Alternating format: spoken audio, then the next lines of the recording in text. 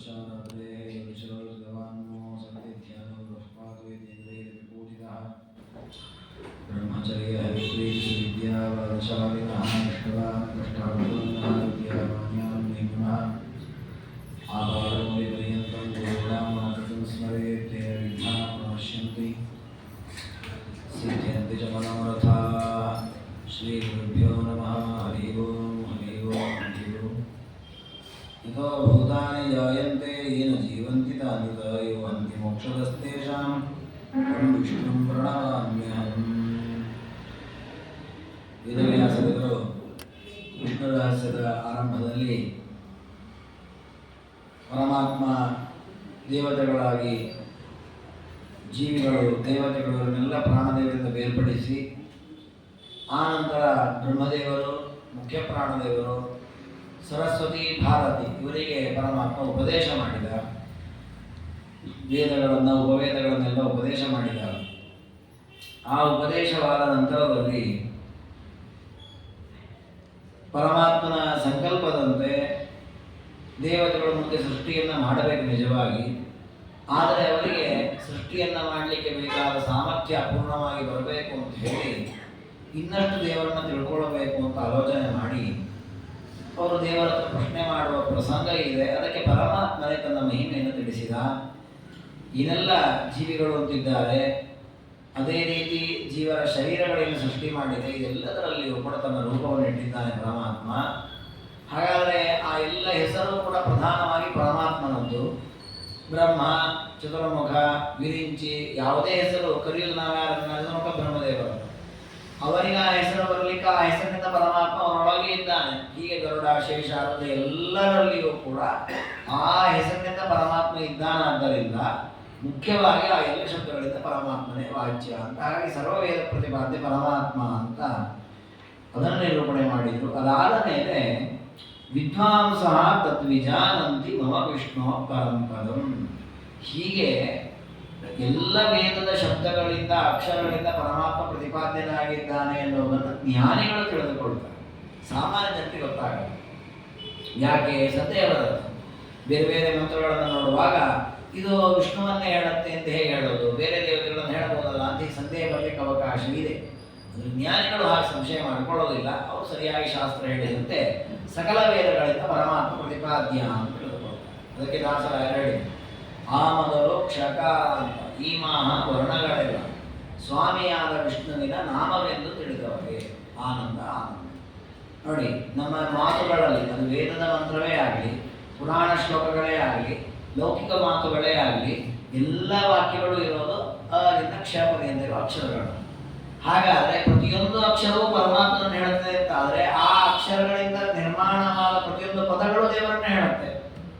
ಹೀಗೆ ಎಲ್ಲ ಶಬ್ದಗಳಿಂದ ದೇವರ ವಾಚ್ಯ ಅಂತ ಮೇಲೆ ವೇದಗಳಿಂದ ವಾಚ್ಯ ಅಂತ ಮತ್ತೆ ಹೇಳೋದೇನಿದೆ. ಹಾಗಾಗಿ ಇದನ್ನು ಅವಶ್ಯವಾಗಿ ತಿಳ್ಕೊಳ್ಬೇಕು. ಜ್ಞಾನಿಗಳು ಅದನ್ನು ತಿಳಿದಿರುತ್ತಾರೆ ಅಂತ ಹೇಳಿ ಇದಾದ ಮೇಲೆ ಮುಂದೆ ಆ ಪರಮಾತ್ಮನ ಬಗ್ಗೆ ಚೆನ್ನಾಗಿ ತಿಳಿದುಕೊಂಡಂತಹ ಜ್ಞಾನಿಗಳು ಏನು ಮಾಡ್ತಾರೆ ಅಂದರೆ ತಥೋ ಮನನಶೀಲಾಸ್ತೆ ಶ್ರುತ್ಯರ್ಥಸ್ತೆ ಯುಕ್ತಿ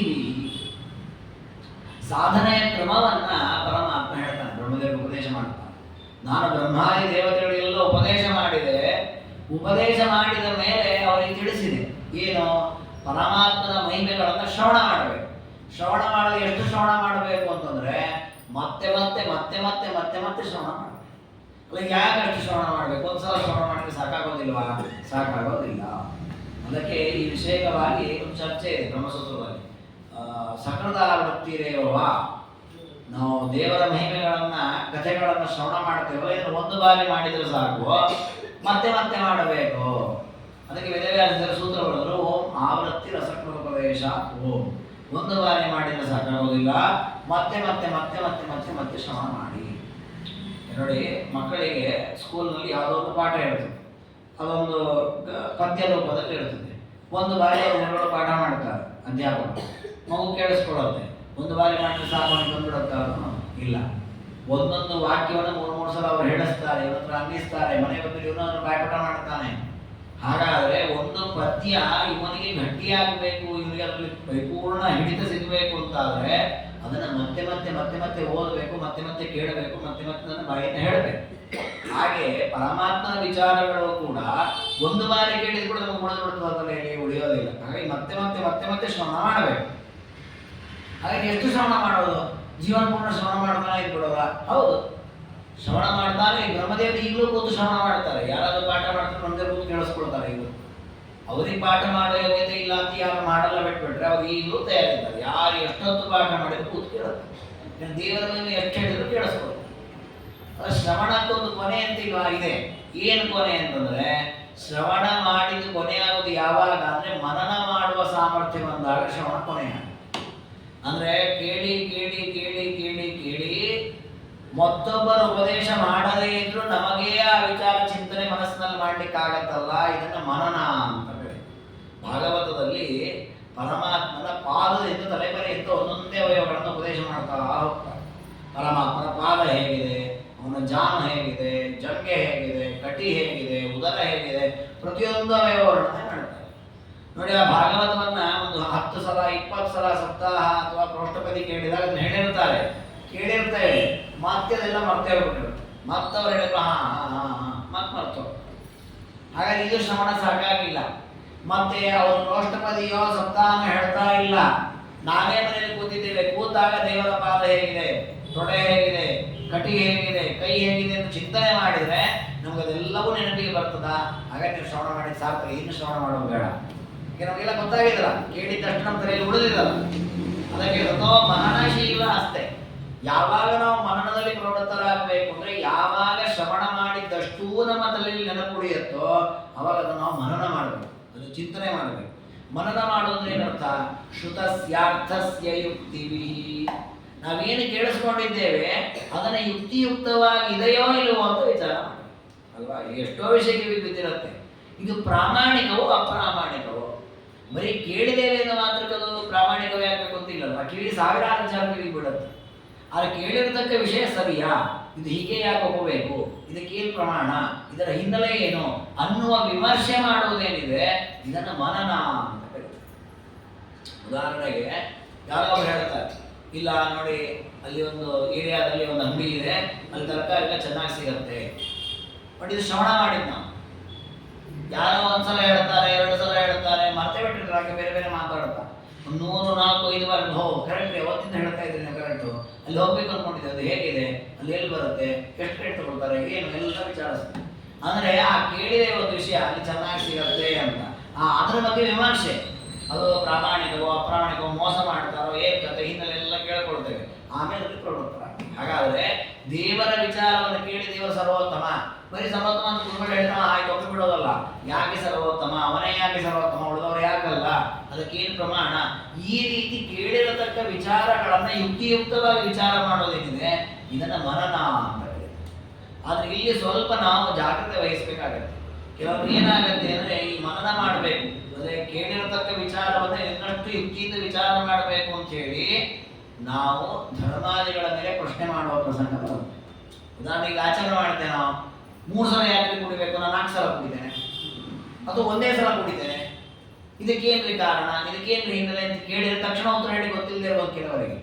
ಆಗ ನಾವು ನೋಡ್ರಿ ಉತ್ತರನೇ ಗೊತ್ತಿಲ್ಲ, ಇವನು ಆಚರಣೆ ಸರಿ ನಾನು ನಿಂದನೆ ಮಾಡ್ತಾರೆ. ಅದಕ್ಕೆ ಶಾಸ್ತ್ರದಲ್ಲಿರೋದೇನೆಂದ್ರೆ, ಕೇಳಿರತಕ್ಕ ವಿಚಾರವನ್ನ ಯೋಗ್ಯ ಜ್ಞಾನಿಗಳ ಮೂಲಕ ಚರ್ಚೆ ಮಾಡಬೇಕು. ಇದು ಪ್ರಮಾಣ, ಇದು ಸರಿಯೋ ತಪ್ಪು ಅಂತ ಮಾಡುವಾಗ ನಮಗೆ ಆಗ್ರಹ ಇರಬಾರದು. ಇದನ್ನ ತಪ್ಪು ಅಂತ ನಿರ್ಣಯ ಮಾಡಬೇಕನ್ನೋ ಬರಲ್ಲ. ಮತ್ತೆ ಇದನ್ನ ಸಮರ್ಥನೆ ಮಾಡ್ಕೊಳ್ಳೋದು ಹೇಗಾರ ಮಾಡಿ ಅದನ್ನು ಪ್ರಾಮಾಣಿಕ ಅಂತ ಗುರುತಿಸೋದು ಹೇಗೆ ಅನ್ನೋ ಆ ಒಂದು ಆಲೋಚನೆ ಬೇಕು. ಅದಕ್ಕೆ ಅದನ್ನ ಹೇಳಿದ್ರು, ಶ್ರುತಸ್ಯಾರ್ಥಸ್ಯ ಯುಕ್ತಿವಿ. ಕೇಳಿರತಕ್ಕ ವಿಚಾರಗಳನ್ನ ಯುಕ್ತಿಯಿಂದ ನಿಶ್ಚಯ ಮಾಡಿಕೊಳ್ಳೋದು ಅಲ್ವಾ. ಬ್ರಹ್ಮಸೂತ್ರ ಇದೇ ಮಾಡೋದು ಕೆಲಸ.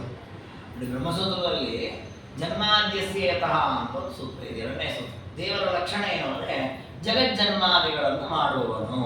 ಇದನ್ನ ಯಾರು ಹೇಳಿದ್ ನೋಡಿ, ವೇದವ್ಯಾಸರು ಹೇಳಿದ್ರು ಅಲ್ವಾ. ವೇದವ್ಯಾಸರು ಹೇಳಿದ್ರೆ ಮತ್ತು ಪ್ರಮಾಣ ಬೇಕಾ ನಮಗೆ? ವೇದವ್ಯಾಸರು ಸ್ವಯಂ ಪ್ರಮಾಣ, ಪರಮಾತ್ಮನ ಅವತಾರ, ಎಲ್ಲ ವೇದಗಳನ್ನು ವಿಭಾಗ ಮಾಡಿದವರವರು, ಗ್ರಂಥ ಮಹಾಭಾರತ ಗ್ರಂಥಗಳನ್ನು ಬರೆದವರವರು. ಅಂತಹ ವೇದವ್ಯಾಸ ದೇವರು ಜಗತ್ತಿನ ಸೃಷ್ಟಿಯಾದಿಕರ್ತ ಪರಮಾತ್ಮ ಅಂತ ಹೇಳಿ ಇದಕ್ಕೆ ಶಾಸ್ತ್ರಗಳು ಪ್ರಮಾಣ, ಓಂ ಶಾಸ್ತ್ರ ಯೋನಿತ್ವಾದೋ ಒಂದು ಸೂತ್ರ ಬರೀ. ನೋಡಿ ಯಾಕೆ ಬರೀಬೇಕಿತ್ತು? ಜನ್ಮಾದಿ ಕಾರಣ ಪರಮಾತ್ಮ ತಿಳಿದುಕೊಂಡ್ಬಿಡು. ನಾವು ಹೇಳ್ತೀವಲ್ಲ, ರಾಯರು ಪರಮಾತ್ಮನ ಭಕ್ತರು, ಮಧ್ವಾಚಾರ ಪರಂಪರೆಯಲ್ಲಿ ಬಂದಿದ್ದಾರೆ, ಅವ್ರ ಭಕ್ತರ ಎಲ್ಲ ಕಷ್ಟಗಳನ್ನು ಪರಿಹಾರ ಮಾಡ್ತಾರೆ ತಿಳ್ಕೊಂಡ್ಬಿಡು ಅಂತ ಇಷ್ಟು ಹೇಳ್ತೀವಿ ನಾವು ರಾಯರ ಸೇವೆ ಇದಕ್ಕೂ ಹೆಚ್ಚೇನಾದ್ರೂ ಹೇಳ್ತೇವಾ? ಇಲ್ಲ. ಹಾಗೆ ಆಚಾರ್ಯರು ವೇದವ್ಯಾಸ ದೇವರು ಕೂಡ ದೇವರನ್ನು ಜಗಜ್ಜನ್ಮಾನಿ ಕರ್ತ ಅಂತ ಹೇಳ್ಬಿಟ್ರೆ ಮುಗಿದೋಗ್ತಿತ್ತು, ಅಷ್ಟೇ ಮುಗಿಸ್ತಿದ್ದಾರೆ ವೇದವ್ಯಾಸ ದೇವರು. ಇದಕ್ಕೆ ಶಾಸ್ತ್ರಗಳು ಪ್ರಮಾಣವಾಗಿದೆ.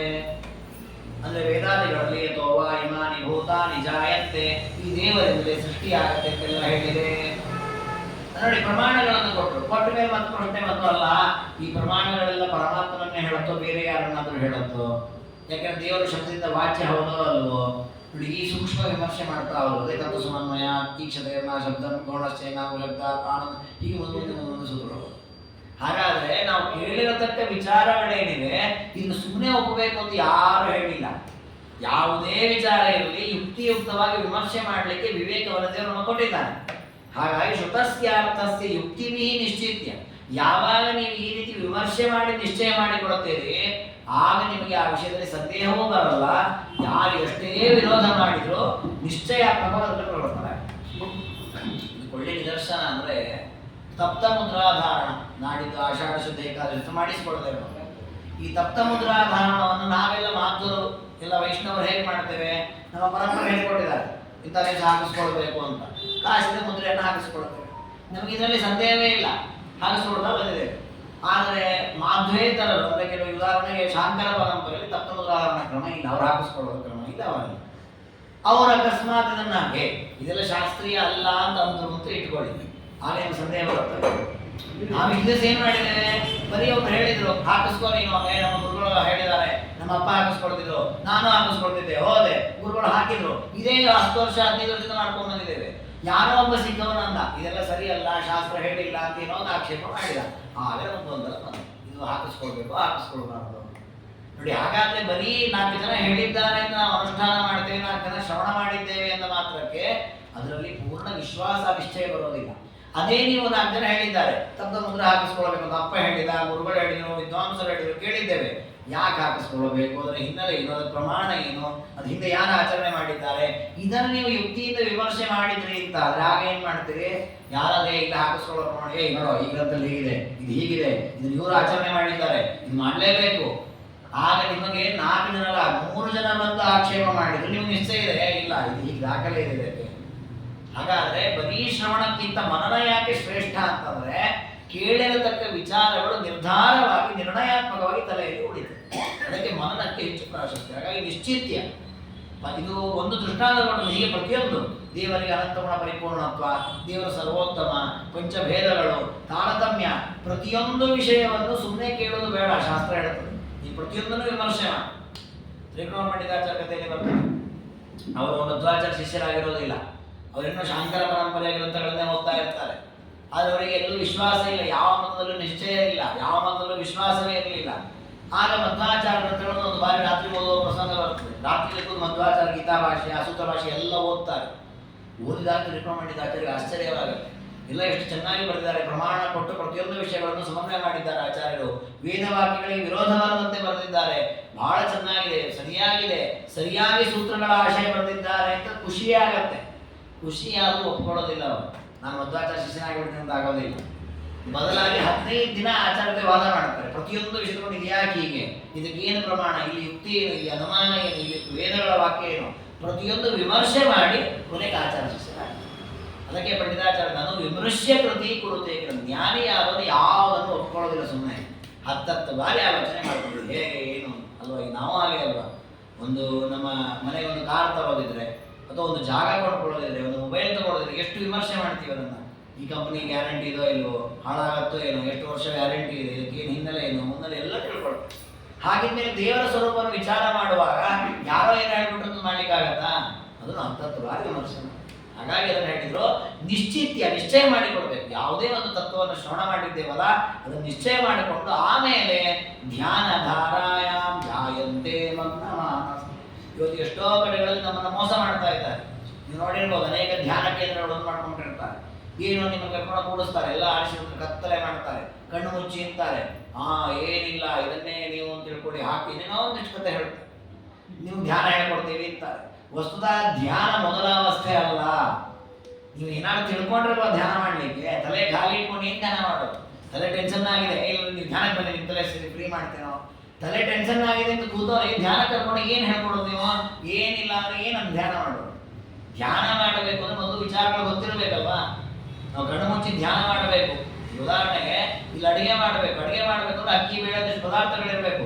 ಏನು ಪದಾರ್ಥ ಅಡಿಗೆ ಮಾಡೋದ್ರೆ ಅಡಿಗೆ ಮಾಡ್ಲಿಕ್ಕೆ ಆಗಲ್ಲ. ಹಾಗೆ ಧ್ಯಾನ ಮಾಡಬೇಕು ಅಂದ್ರೆ ಯಾರನ್ನ ಧ್ಯಾನ ಮಾಡೋದು, ಅವನು ಹೇಗಿದ್ದಾನೆ, ಅವನ ಕಣ್ಣು ಕಿವಿ ಮೂಗಿದೋ ಇಲ್ವೋ, ಆ ಅವಯವಗಳು ಯಾವ ರೀತಿ ಇದೆ, ಇದೆಲ್ಲ ಗೊತ್ತಿದ್ರೆ ಕಣ್ಣು ಮುಚ್ಚಿ ಅದನ್ನು ಧ್ಯಾನ ಮಾಡ್ಬೋದು. ಅದರಲ್ಲಿ ಪರಿಚಯವೇ ಇಲ್ಲ ನಮಗೆ.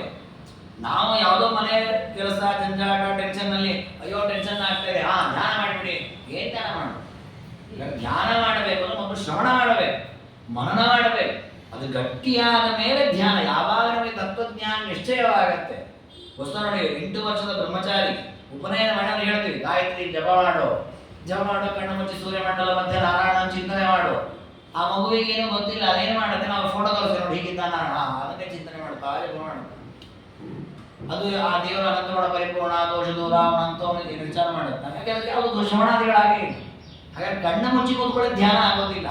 ಧ್ಯಾನ ಅಂದ್ರೆ ಯಾವುದು? ಯಾವ ತತ್ವಗಳು ನಮಗೆ ನಿಶ್ಚಯವಾಗಿದೆ ಅದನ್ನು ಏಕಾಗ್ರ ಚಿತ್ತದಿಂದ ಮನಸ್ಸಿನಲ್ಲಿ ಆ ರೂಪವನ್ನು ಚಿಂತನೆ ಮಾಡುವುದನ್ನೇ ಧ್ಯಾನ ಅಂತ ಹೇಳ್ತಾರೆ.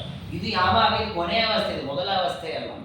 ಅದು ನಮಗೇನಾಗಿದೆ, ಇವತ್ತೆಲ್ಲವೂ ಮೋಸವೇ. ಪ್ರಾಣಾಯಾಮ ಶಾಲೆಗಳು ಅದು ಮೋಸ, ಯೋಗಾಸನ ಅದು ಎಲ್ಲವೂ ನಮ್ಮಲ್ಲಿ ಮೋಸವೇ ನಡೀತಾ ಇದೆ. ಎಲ್ಲವೂ ಲಾಭಕ್ಕೋಸ್ಕರ ಮಾಡ್ತಾ ಇದ್ದಾರೆ. ವಸ್ತು ಇವೆಲ್ಲವೂ ಕೂಡ ಇರುವುದು ಹೇಗೆ ಅಂದ್ರೆ ಪರಮಾತ್ಮನ ಆರಾಧನೆ. ಪ್ರಾಣಾಯಾಮವೂ ಪರಮಾತ್ಮನ ಆರಾಧನೆ, ಯೋಗಾಸನವೂ ಪರಮಾತ್ಮನ ಆರಾಧನೆ, ಪ್ರತಿಯೊಂದು ಪರಮಾತ್ಮನ ಪೂಜಾ ರೂಪವಾದ ತಪಸ್ಸುಗಳು. ಅದನ್ನು ಅದೇ ರೀತಿಯಲ್ಲಿ ಆಚರಣೆ ಮಾಡಬೇಕು. ಹಾಗೆ ಧ್ಯಾನವೂ ಕೂಡ ಅದೇ ರೀತಿ. ಅದು ಧ್ಯಾನದ ಕ್ರಮವೇ ಹಾಗೆ. ಪರಮಾತ್ಮನನ್ನು ಚೆನ್ನಾಗಿ ತಿಳಿದ ಮೇಲೆ ಧ್ಯಾನ ಮಾಡೋದಕ್ಕೆ ಪರೀಕ್ಷಿತ ರಾಜರು ಶುಕಾಚಾರ್ಯ ಹತ್ರ ಅಂತಾರೆ, ನನಗೆ ಇದು 7 ದಿನ ಆಯುಷ್ಯ ಇರೋದು, 7 ದಿನಕ್ಕೆ ತಕ್ಷಕ ಸಾಯಿಸ್ತಾನೆ, ಹಾಗೆ ನಾನು ಏನು ಮಾಡಬೇಕು ಅಂತ. ಆಗ ಪರೀಕ್ಷಿತ ರಾಜರು 2ನೇ ಸ್ಕಂದದಲ್ಲಿ ಶುಕಾಚಾರ್ಯರು ದೇವರ ಪೂರ್ಣ ರೂಪವನ್ನು ಹೇಳ್ತಾರೆ, ಉಪದೇಶ ಮಾಡಿ. ದೇವರು ಹೀಗಿದ್ದಾನೆ ಅವನ ಗುಣಗಳು ಇಂಥದ್ದು, ಅವನು ಹೀಗೆ ಉಪಾಸನೆ ಮಾಡಬೇಕು, ಅಷ್ಟು ಉಪದೇಶ ಮಾಡ್ತಾರೆ. ಉಪದೇಶ ಮಾಡಿದ್ರೆ ಚೆನ್ನಾಗಿ ಮೆಲುಕು ಹಾಕ್ತಾರೆ ಪರೀಕ್ಷಿತರಾಜರು, ವಿಮರ್ಶೆ ಮಾಡಿಕೊಳ್ತಾರೆ, ತಮಗೆ ಬಂದ ಸಂದೇಹಗಳನ್ನು ಪ್ರಶ್ನೆ ಮಾಡ್ತಾರೆ, ಉತ್ತರ ಕೊಡ್ತಾರೆ. ಕೊಟ್ಟ ಮೇಲೆ ಶುಕಾಚಾರ್ಯದಷ್ಟು ಉತ್ತರ ಪಡ್ಕೊಂಡು ನಿಶ್ಚಯ ಆದ ಮೇಲೆ ಕೂತ್ಕೊಂಡು ಆರೋಪವನ್ನು ಧ್ಯಾನ ಮಾಡ್ತಾರೆ.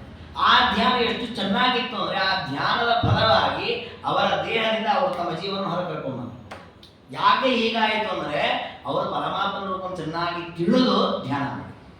ಧ್ಯಾನ ಮಾಡುವಾಗ ರೂಪವನ್ನು ತಿಳಿದು ಮಾಡಬೇಕು. ಅದಕ್ಕೆ ನಿಶ್ಚಿತ್ಯ ಧ್ಯಾನಧಾರಾಯ ಜಾಯಂತೆ ಮಗ್ನಮಾನಸ. ಜ್ಞಾನಿಗಳು ಧ್ಯಾನಾವಸ್ಥೆಗೆ ಬಿಡಬಹುದು ಯಾವಾಗ ಅಂದ್ರೆ ಯಾವಾಗ ತತ್ವದ ನಿಶ್ಚಯವಾಗತ್ತೆ ಆ ನಂತರ ಧ್ಯಾನದಲ್ಲಿ ಬಂದಲಾಗ್ತದೆ. ಆಗ ಹೊರಗಿನ ಪ್ರಪಂಚವನ್ನು ನೋಡೋದೇ ಇಲ್ಲ ಅವರು. ಅದನ್ನೇ ಸಮಾಧಿ ಸ್ಥಿತಿ ಅಂತ ಕರೀತಾರೆ. ಈಗ ಇದು ಪರೀಕ್ಷಿತ ರಾಜಕೀಯದಲ್ಲೇ ಬರುತ್ತಲ್ಲ, ಶಮೀಕ ಋಷಿಗಳು ಅಂತ ಋಷಿಗಳು ಕೂತಿರುತ್ತಾರೆ. ಶೃಂಗಿ ಅಂತವರ ಮಗ, ಇವರಾಗ ಸತ್ತ ಹಾವನ್ನು ಹಾಕ್ತಾರೆ ಅವರ ಕೊರಳಿಗೆ, ಶಮೀಕ ಋಷಿಗಳ ಕೊರಳಿಗೆ. ಪರೀಕ್ಷಿತ ರಾಜರನ್ನು ಮಾತಾಡಿಸ್ತಾರೆ, ನಾನೊಬ್ಬ ರಾಜ, ನೀರಡಿಕೆ ಆಗ್ತಾರೆ, ನೀರು ತಂದು ಕೊಡು ಅಂತ ಕೇಳ್ತಾರೆ.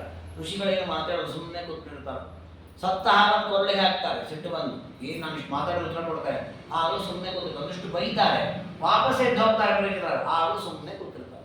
ಯಾಕೆ ಹೊರಗಿನ ಪ್ರಪಂಚದ ಜ್ಞಾನವೇ ಇಲ್ಲ, ಕೂತ್ಕೊಂಡು ದೇವರ ಧ್ಯಾನ ಮಾಡ್ತಾ ಇರ್ತಾರೆ, ಸಮಾಧಿ ಸ್ಥಿತಿ. ಹಾಗಾದ್ರೆ ಆ ರೀತಿಯ ಧ್ಯಾನಾವಸ್ಥೆಗೆ ಹೋಗಿದ್ದು ಯಾವಾಗ ಅಂದ್ರೆ ಶ್ರವಣ ಮನನಾದಿಗಳ ನಂತರ. ಅದಕ್ಕೆ ಹೇಳಿದ್ರು ನಿಶ್ಚಿತ್ಯ ಧ್ಯಾನಧಾರಾಯ ಜಾಯಂತೆ ಮಗ್ನಮಾನಸ. ನೋಡಿ, ಆ ಒಂದು ಪಕ್ವವಾಗಿ ಧ್ಯಾನ ಮಾಡಿ ಮಾಡಿ ಮಾಡಿ ಮಾಡಿ ಏನಾಗಿ ಬಿಡ್ತದೆ ಅಂತಂದ್ರೆ ಅವರು ನೋಡಿದಲ್ಲೆಲ್ಲ ದೇವರನ್ನ ಕಾಣ್ತಾರೆ.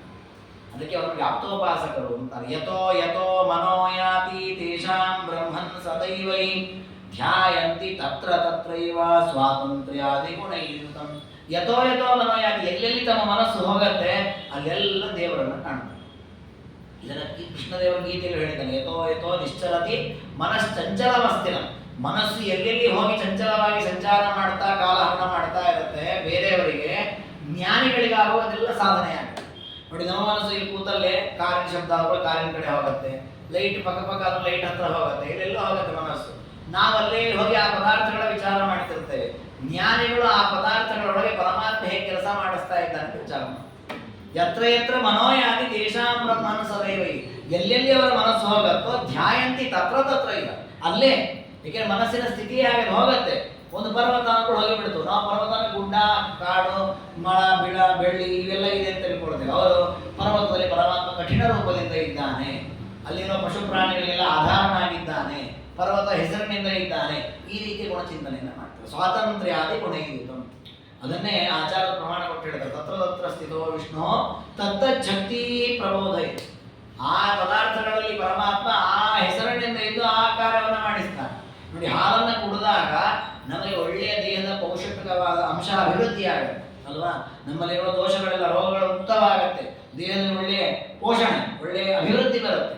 ಹಾಗಾದ್ರೆ ಹಾಲಿನಲ್ಲಿ ಈ ಒಂದು ಗುಣ ಇದರಲ್ಲಿ ಇದು ಹೇಗೆ ಬಂತು ಅಂದ್ರೆ, ಹಾಲಿನ ಹೆಸರಿನಿಂದ ಪರಮಾತ್ಮ ಅದರೊಳಗಿದ್ದು ಈ ಗುಣದ ಅಭಿವ್ಯಕ್ತಿ ಮಾಡುತ್ತೆ. ಚಂದ್ರನಲ್ಲಿ ಒಂದು ಬೆಳದಿಂಗಳಿದೆ, ಆ ಬೆಳದಿಂಗಳ ಮೂಲಕ ಅನೇಕ ಗಿಡ, ಲತೆ, ಬಳ್ಳಿಗಳೆಲ್ಲ ರಾತ್ರಿ ಕಾಲದಲ್ಲಿ ಒಳ್ಳೆಯ ಔಷಧಿ ಗುಣಗಳನ್ನು ಹೊಂದುತ್ತವೆ. ಹಾಗಾದ್ರೆ ಚಂದ್ರನ ಮೂಲಕ ಇದೆಲ್ಲ ಬಂದಂತೆ ಹೇಗೆ, ಚಂದ್ರನಲ್ಲಿ ಪರಮಾತ್ಮ ಚಂದ್ರನ ಹೆಸರಿನಿಂದ ಇದ್ದು ಈ ಎಲ್ಲ ಕಾರ್ಯಗಳನ್ನು ಮಾಡುತ್ತೆ. ಇದನ್ನು ಕೃಷ್ಣದೇವ ಗೀತೆಯಲ್ಲೂ ಹೇಳಿದ್ದಾನೆ, ಎಚ್ಚಂದ್ರಮಸಿ ಹೆಚ್ಚಾಗ್ನ, ಚಂದ್ರನಲ್ಲಿ, ಅಗ್ನಿಯಲ್ಲಿ, ಸೂರ್ಯನಲ್ಲಿ ಎಲ್ಲ ಕಡೆಯಲ್ಲೂ ನಾನಿದ್ದು ಕೆಲಸ ಮಾಡಿಸ್ತಾ ಇದ್ದೇನೆ. ಈ ಚಿಂತನೆಯನ್ನು ಜ್ಞಾನಿಗಳ ಮಾಡ್ತಾರಾದ ಕಾರಣ ಅವ್ರಿಗೆ ಬಂಧನ ಆಗಲ್ಲ. ಅವ್ರು ಎಲ್ಲೇ ಇರಲಿ, ಅವ್ರು ಯಾವುದೇ ಅವಸ್ಥೆಯಲ್ಲಿ ಯಾವುದೇ ಕಾರ್ಯ ಮಾಡಲಿ, ಅವರಿಗದು ಬಂಧನ ಆಗೋದಿಲ್ಲ. ಹಾಗಾಗಿ ಧ್ಯಾಯಂತಿ ತತ್ರ ತತ್ರೈವ ಸ್ವಾತಂತ್ರ್ಯ ಆದಿ ಗುಣ ಇರುತ್ತೆ. ಅವ್ರು ಎಲ್ಲೆಲ್ಲಿ ಏನೇನು ಪದಾರ್ಥಗಳನ್ನು ನೋಡ್ತಾರೋ ಅಲ್ಲೆಲ್ಲ ದೇವರ ಚಿಂತನೆಯನ್ನು ಮಾಡ್ತಾರೆ. ಇದಕ್ಕೊಂದು ನಿದರ್ಶನ ಪ್ರಾತಸ್ಮರಣೀಯರಾದ ವಿದ್ಯಾಮಾನ್ಯ ತೀರ್ಥರು ಅಂತ ವಿಮಾನ ಮಾಡಿದ ಒಬ್ಬ ಸ್ವಾಮಿಗಳು. ಒಂದು 20-25 ವರ್ಷದ ಹಿಂದೆ ಅವರು ವೃಂದಾವನ ಹತ್ರ, ಅದೊಂದು ಹಿಂದೆ ಇದ್ದವರು. ಅವರು ಸುಮಾರು ಒಂದು 70 ವರ್ಷದವರಾದಾಗ ಪಾಠ ಮಾಡ್ತಾ ಇದ್ದವರು. ಮುಂಚಿನ ಪಾಠ ಮಾಡ್ತಿದ್ದವರು, ಶಿಷ್ಯರು ಅನೇಕರಿಗೆ ಸುಧಾರಿ ಪಾಠಗಳನ್ನು ಮಾಡಿದ್ದಾರೆ. ಅನೇಕ ಯುವಕ ಶಿಷ್ಯರನ್ನು ಕೂಡಿಸ್ಕೊಂಡು ಪಾಠ ಮಾಡ್ತಾ ಇದ್ದಾರಂತೆ. ಸುಧಾ ಪಾಠ ಮಾಡುವಾಗ ಅವ್ರು ಬೆನ್ನ ಮೇಲೆ ಒಂದು ಇರುವೆ ಬಂದು ಕಚ್ಚಲಿಕ್ಕೆ ಶುರು ಮಾಡಿದ್ರು, ಕೆಂಪು ಇರುವೆ.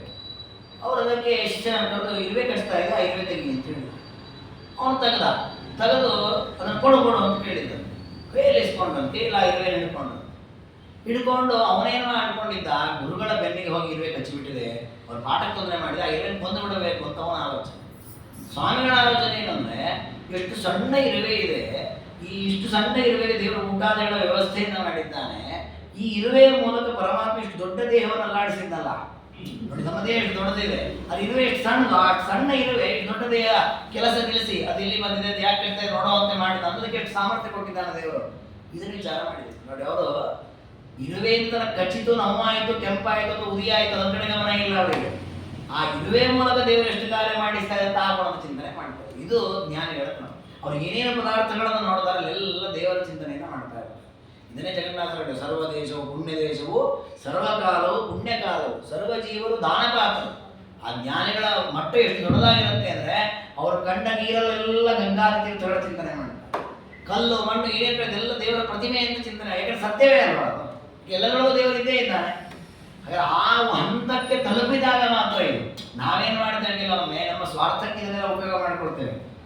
ನಾವು ಉದಾಹರಣೆ ದೇವಸ್ಥಾನಕ್ಕೆ ಬರಲ್ಲ, ಯಾವುದೋ ಬೇಡಾದ ಅಂಗಡಿ ಎದುರು ಎಲ್ಲ ಹೋಗಿ ಕೂತು ನಿಂತಿರ್ತೇವೆ. ಯಾರು ಇಲ್ಲೂ ದೇವರಿಲ್ವಾ, ದೇವಸ್ಥಾನಕ್ಕೆ ಆಗಿ ಬರಬೇಕು. ಹೀಗೆ ನಮಗೆ ಯಾವ್ದು ಬೇಕಲ್ಲ ಉಪಯೋಗ ಮಾಡ್ತೀವಿ ಈ ವಿಚಾರಗಳನ್ನು. ವಸ್ತು ಹಾಗೆ ವಿಚಾರ ಮಾಡೋದಲ್ಲ. ಜ್ಞಾನಿಗಳ ಕ್ರಮ ಹೇಗೆ ಅಂದ್ರೆ, ಪ್ರತಿಯೊಂದರಲ್ಲೂ ದೇವರನ್ನ ಕಾಣ್ತಾರೆ. ಅದನ್ನ ಇಲ್ಲಿ ಹೇಳಿದ್ರು, ಸ್ವಾತಂತ್ರ್ಯ ಆದಿ ಗುಣೈರಿತಂ. ನಾವು ಇದನ್ನು ಉಪಾಸನೆ ಮಾಡ್ಲಿಕ್ಕೆ ಅನುಕೂಲವಾಗುತ್ತೆ ಉಪದೇಶ ಮಾಡಿದ್ರು ವಿಷ್ಣು ರಹಸ್ಯ. ಏನಂದ್ರೆ, ನಾವು ಅನೇಕ ವ್ಯಕ್ತಿಗಳನ್ನು ನೋಡ್ತೇವೆ, ಅವ್ರ ಮೂಲಕ ಬೇರೆ ಬೇರೆ ಸಾಧನೆ ಆಗೋದನ್ನು ಗಮನಿಸ್ತೇವೆ. ಅಲ್ಲಿ ಇವರೆಲ್ಲ ಪರಮಾತ್ಮನ ಅಧೀನರಾಗಿ ಇದನ್ನು ಮಾಡಿದ್ದಾರೆ ಅಂತ ತಿಳ್ಕೊಳ್ತಾರೆ. ಉದಾಹರಣೆ ನೋಡಿ, ಒಬ್ಬ ವ್ಯಕ್ತಿ ತಾನು ಸಂಗೀತ ವಿದ್ಯೆಯಲ್ಲಿ ಉನ್ನತ ಸ್ಥಾನವನ್ನು ಪಡೆದ, ಇಡೀ ಸಮಾಜವನ್ನು ಮಾನ್ಯ ಮಾಡಿತು ಅಂತ ಇಟ್ಕೊಳ್ಳಿ. ಆಗ ಹೊಸದಾಗಿ ಸಂಗೀತ ವಿದ್ಯೆ ಅವರಲ್ಲಿ ಎಷ್ಟು ಚೆನ್ನಾಗಿ ಬರಲಿಕ್ಕೆ ಅವರೊಳಗೆ ಪರಮಾತ್ಮ ಸಂಗೀತ ವಿದ್ಯೆಯನ್ನು ಕೊಟ್ಟಿದ್ದಾನೆ. ಇವನಿಗೆ ಆ ಸಂಗೀತ ವಿದ್ಯೆಯಲ್ಲಿ ಸ್ವಾತಂತ್ರ್ಯ ಇದೆ, ಇವರು ಪರಮಾತ್ಮ ಅಧೀನನಾಗಿ ಪಡ್ಕೊಂಡ ಅಂತ ನಾವು ತಿಳ್ಕೊಂಡು ಬಿಟ್ರೆ ನಿಜವಾಗಿ ದೇವರ ಧ್ಯಾನ. ಇವಾಗ ವಸ್ತುಸ್ಥಿತಿಯೂ ಹಾಗೆ ಅಲ್ವಾ. ಯಾಕಂದ್ರೆ ಎಷ್ಟೇ ದೊಡ್ಡ ದೊಡ್ಡ ಸಂಗೀತಗಾರರು ಕೂಡ ಕೆಲವೊಮ್ಮೆ ಎಡವಿ ಬಿಡೋದಿದೆ ಅಲ್ವಾ. ಸಭೆಗಳಲ್ಲೇ ಅವಮಾನ ಆಗುವಂತೆ ಎಡವಿ ಬಿಡುತ್ತಾರೆ. ಯಾಕಾಯ್ತು ಹಾಗೆ? ಅವರಿಗೆ ಸ್ವಾತಂತ್ರ್ಯದ ಎಂದವರಿಂದ ತಪ್ಪೇ ಆಗಬಾರದು. ಹಾಗಾದ್ರೆ ಆ ರೀತಿ ತಪ್ಪು ನಡೆದದ್ದು ಇದೆ. ಹಾಗಾದ್ರೆ ಅವರಿಗೆ ಸ್ವಾತಂತ್ರ್ಯ ಇದೆ. ನಮ್ಮ ಅನುಭವಕ್ಕೆ ಬರ್ತದೆ. ವಿಷ್ಣುರಹಸ್ಯವೇ ಹೇಳಿದೆ, ಊಟ ಮಾಡುವಾಗ ನಿತ್ಯ ನಾವೇ ಊಟ ಮಾಡ್ತೇವೆ. ಯಾವತ್ತೋ ಅಂತ ಹೇಳಿದ್ರೆ ನಾಲಿಗೆ ನಾವೇ ಕಚ್ಕೊಳ್ತೇವೆ. ನಮ್ಮ ನಾಲಿಗೆ ಮೇಲೆ ಕಚ್ಚಬೇಕು ಅನ್ನೋ ಆಸೆ ಯಾವತ್ತಾರು ನಮಗಿದ ಇಲ್ಲ. ನಮ್ಮ ನಾಲಿಗೆ ಯಾವುದರಿಂದ ತೊಂದರೆ ಆಗುತ್ತೆ ಬಚಾವ್ ಮಾಡಬೇಕು ಅನ್ನೋ ಆಸೆಯೇ ಇದೆ. ಅಷ್ಟು ಸೇಫ್ ಆಗಿ ಊಟ ಮಾಡ್ತಾ ಇದ್ರು ಮಧ್ಯದಲ್ಲಿ ನಾಲಿಗೆ ಕಚ್ಕೊಳ್ತೇವೆ. ಅಂದ್ರೆ ತಾತ್ಪರ್ಯ, ನಮ್ಮ ಹಲ್ಲು, ನಮ್ಮ ನಾಲಿಗೆ ನಮ್ಮ ಕೈಯಲ್ಲಿ ಇಲ್ಲ. ನಮ್ಮ ದೇಹದಲ್ಲಿರುವ ಈ ಅವಯವಗಳೇ ನಮ್ಮ ಕೈಯಲ್ಲಿ ಇಲ್ಲದೆ ಇದ್ದಾಗ ಇನ್ನು ಬೇರೆ ನಮ್ಮ ಕೈಯಲ್ಲಿದೆ ಅಂತ.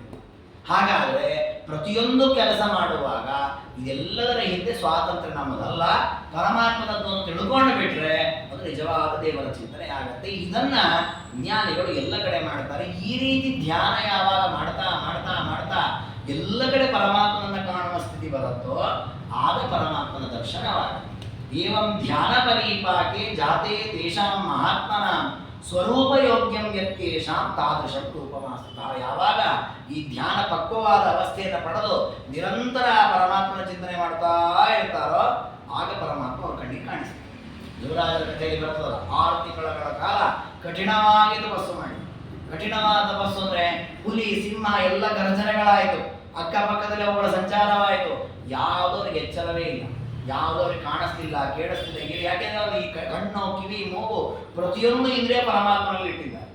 ಇಟ್ಟು ಪರಮಾತ್ಮನ ಧ್ಯಾನ ಮಾಡಿ ಮಾಡಿ ಮಾಡಿ ಮಾಡಿ ಮಾಡಿ ಮಾಡಿ ಪಕ್ವ ಆಯಿತು. ದೇವರೇ ಎದುರಿಗೆ ಬಂದ್ಬಿಟ್ಟ. ಒಳಗೆ ಕಾಣುವ ರೂಪವನ್ನು ಮರೆ ಮಾಡಿದ. ಕಣ್ಣು ಬಿಟ್ಟರು, ದೇವರು ಕಾಣಿಸ್ತಾ ಇರಲ್ಲ ಅಂತ ಕಣ್ಣು ಬಿಟ್ಟರು, ಎದುರಿಗೆ ದೇವರು ನಿಂತಿಲ್ಲ. ಯಾಕೆ ದೇವರು ಹಾಕಿ ತೋರಿಸಿದ ಅಂದ್ರೆ ಧ್ಯಾನ ಮಾಡಿಬೇಕು ದೇವರು ತೋರಿಸ. ಯಾಕಂದ್ರೆ ದೇವರ ದರ್ಶನ ಆಗಬೇಕಾ, ದೇವರ ಧ್ಯಾನ ಮಾಡಬೇಕು. ದೇವರ ಧ್ಯಾನ ಮಾಡುವುದಂದ್ರೆ ಏನರ್ಥ? ಪ್ರತಿಯೊಂದು ಪದಾರ್ಥಗಳಲ್ಲಿ ಪರಮಾತ್ಮ ಸ್ವಾತಂತ್ರ್ಯಗಳನ್ನು ಕೂಡಿಕೊಂಡು ಇದ್ದಾನೆ ಎಂದು ತಿಳಿದುಕೊಳ್ಳುವುದು. ಹೀಗೆ ಮಾಡಿದಾಗ ಪರಮಾತ್ಮ ಸ್ವಯೋಗ್ಯಂ, ನಮ್ಮ ಯೋಗ್ಯತೆಗೆ ಅನುಗುಣವಾದ ರೂಪವನ್ನು ಪರಮಾತ್ಮ ತೋರಿಸ್ತಾನೆ. ಪ್ರತ್ಯಕ್ಷ ವಿಷಯೋಗ್ಯೇಶಾಂ ಅವ್ಯಕ್ತೋ ವ್ಯಕ್ತದಾಮ್ಯಾನಿ ತದ್ಭಕ್ತ್ಯ ತುಷ್ಟಮಾನಸ. ನೋಡಿ, ದೇವರ ಅನುಗ್ರಹ ಎಷ್ಟು ದೊಡ್ಡದು ಅಂದರೆ, ನಾವು ಆ ಪರಮಾತ್ಮನನ್ನು ಇಷ್ಟು ಚೆನ್ನಾಗಿ ಧ್ಯಾನ ಮಾಡಿದಾಗ ದೇವರನ್ನು ದರ್ಶನ ಮಾಡಿಸ್ತಾನಲ್ಲ, ಇದು ದೇವರ ಕಾರುಣ್ಯ. ಯಾಕೆಂದ್ರೆ ದೇವರ ಸ್ವಭಾವ, ದೇವರ ವ್ಯಕ್ತಿತ್ವ ಎಂಥ ಅಂದ್ರೆ ಅವ್ಯಕ್ತ ಸ್ವಭಾವದವನು. ಅಂದ್ರೆ ಅವನು ಯಾರಿಗೂ ಕಾಣದೇ ಇರೋ ಸ್ವಭಾವ. ಅದು ನಾವು ಮಾಡಿದ ಭಕ್ತಿ ಸಂತೋಷವಾಯಿತು ದೇವರಿಗೆ, ಅದಕ್ಕೆ ಕಾಣದೇ ಇರೋ ದೇವರು ಕಾಣಿಸಿಕೊಡ್ತಾನಂತೆ. ಯಾಕೆಂದ್ರೆ ನಾನು ಅಷ್ಟು ಚೆನ್ನಾಗಿ ಭಕ್ತಿ ಮಾಡಿದ್ದಾನೆ, ಹೇಗಾದ್ರೂ ನಿನ್ನ ಯೋಗ್ಯತೆಗೆ ಎಷ್ಟು ಸಾಧ್ಯ ಅಷ್ಟು ನನ್ನ ರೂಪ ತೋರಿಸ್ತೇನೆ ಅಂತ ತೋರಿಸ್ತಾನೆ. ಹಾಗಾಗಿ ದೇವರ ವ್ಯಕ್ತಿತ್ವ, ಭಕ್ತರ ಮೇಲಿನ ಕಾರುಣ್ಯ ಎಷ್ಟು ದೊಡ್ಡದು ಅನ್ನೋದನ್ನು ಹೇಳ್ತಾರೆ. ಹೀಗೆ ಪರಮಾತ್ಮ ಸಜ್ಜನರಿಗೆ ಒಳಕಣ್ಣನ್ನು ಕೊಟ್ಟು ತನ್ನ ಮೂಲಕ ತನ್ನ ರೂಪವನ್ನು ತೋರಿಸ್ತಾನಾದ್ದರಿಂದ ದೇವರಿಗೆ ಅವ್ಯಕ್ತ ವ್ಯಕ್ತ ಅಂತ 2 ಹೆಸರು. ಸಹಜವಾಗಿ ನಮಗೆ ಯಾವತ್ತೂ ದೇವರು ಕಾಣೋದೇ ಇಲ್ಲದ ಕಾರಣ ಅವನು ಅವ್ಯಕ್ತ. ಅದು ನಾವು ಈ ರೀತಿ ಧ್ಯಾನ ಮಾಡಿದಾಗ ನಾವು ದೇವರು ನಮಗೆ ಪ್ರತ್ಯಕ್ಷನಾಗ್ತಾನಲ್ಲ, ಅದಕ್ಕೆ ದೇವರನ್ನು ವ್ಯಕ್ತ ಅಂತ ಕರೆದಿದ್ದಾರೆ. ಇಂತಹ ಪರಮಾತ್ಮನನ್ನ ದೇವರೇ ತೋರಿಸಬೇಕೇ ವಿನಃ ನಾನು ನೋಡ್ತೇನೆ ಅಂತ ಆಗಲ್ಲ. ಅದನ್ನ ಹೇಳ್ತಾರೆ, ಕಶ್ಚಿತ್ ಸ್ವೇಚ್ಛೆಯ ಮಾಂ ಯದ್ ದ್ರಷ್ಟುಮೀಶೋ ನ ವಿದ್ಯತೆ. ಕೆಲವೊಮ್ಮೆ ದೇವರು ನಮಗೆ ಕೊಡೋದಿಲ್ಲ, ನಾವೇ ಪಡ್ಕೊಳ್ತೇವೆ ಅಂತ ಅಹಂಕಾರ ಬರುತ್ತೆ ನಮಗೆ. ಉದಾಹರಣೆಗೆ, ನಾನು ಹೋದೆ, ಅಂಗಡಿಗೆ ಹೋದೆ, ಅದಕ್ಕೆ ಈ ಪದಾರ್ಥ ತರಲಿಕ್ಕಾಯ್ತು, ಮನೆಯಲ್ಲೇ ಕೂತಿದ್ರೆ ದೇವ್ರು ತಂದು ಕೊಡ್ತಾನಲ್ರಿ, ಎಲ್ಲ ದೇವ್ರು ಮಾಡ್ತಾನೆ ನೀವು ಅಂತೀರಷ್ಟೇ ಅಂತ ಹೀಗೆಲ್ಲ ಕೆಲವು ತಲೆಗೆ ಬರುತ್ತೆ. ವಸುದ ನಾನು ಹೋಗಿ ತಂದಲ್ಲ, ಇದನ್ನು ಮಾಡಿಸಿ ದೇವರೇ ನಮ್ಮ ಒಳಗೆ ನಿಂತು ಆ ಹೆಸರು ನಮಗೆ ಬೇಕು, ನಾವೇನು ಕೊಡ್ತೀವಿ ಬೇರೆ ರೂಪದಿಂದ ತಂದು ಕೊಡ್ತಾನೆ ಅಂತ ಈಗ ಆಲೋಚನೆ ಮಾಡ್ತೀವಿ. ಹಾಗಿಲ್ಲ, ವಸುದ ಪ್ರತಿಯೊಂದು ಹೆಜ್ಜೆ ಹೆಜ್ಜೆಗೂ ಪ್ರತಿಯೊಬ್ಬರಿಂದಲೂ ಪ್ರತಿಯೊಂದು ಕಾರ್ಯ ಮಾಡಿಸೋ ದೇವರು. ಆದ್ರೆ ಆ ದೇವರು ಕಾಣೋದಿಲ್ಲ. ದೇವರು ಕಾಣಬೇಕು ಅಂದ್ರೆ ನಾವು ತಪಸ್ಸು ಮಾಡಬಹುದು, ಧ್ಯಾನ ಮಾಡಬಹುದು, ಕೋಟಿ ವರ್ಷ ಇನ್ನೂ ಜಾಸ್ತಿ ವರ್ಷ ನಾವು ತಪಸ್ಸು ಮಾಡಬಹುದು. ನಾವು ತಪಸ್ಸು ಮಾಡಿದ್ದೇವೆ ದೇವರು ಕಾಣಲಿ ಅಂತ ನಾವು ಆದೇಶ ಮಾಡೋ ಹಾಗೆ. ಮತ್ತೆ ದೇವರ ಇಚ್ಛೆ ಬಂದಾಗ ದೇವರು ತನ್ನ ರೂಪ ತೋರಿಸ್ತಾನೆ. ಇದು ನಮಗೆ ನಿಮಗೆಲ್ಲ ಬ್ರಹ್ಮದೇವರಿಗೂ ಇದೆ ನಿಯಮ. ಚತುರ್ಮುಖ ಬ್ರಹ್ಮದೇವರ ವ್ಯಕ್ತಿತ್ವ ಎಂತ ಅಂತಂದ್ರೆ ಅವ್ರು ಯಾವತ್ತೂ ಕೂಡ ಧ್ಯಾನ ಬಿಟ್ಟಿದ್ದವರೇ ಅಲ್ಲ. ಪ್ರತಿ ಕ್ಷಣ ದೇವರು ಧ್ಯಾನ ಮಾಡ್ತಾರೆ, ಕುತ್ಕೊಂಡು ದೇವರು ಧ್ಯಾನ ಮಾಡ್ತಾ ಆಗುತ್ತಿರ್ತಾರೆ. ಅಷ್ಟು ಸಾಧನೆ, ಶುದ್ಧವಾದ ಜ್ಞಾನ.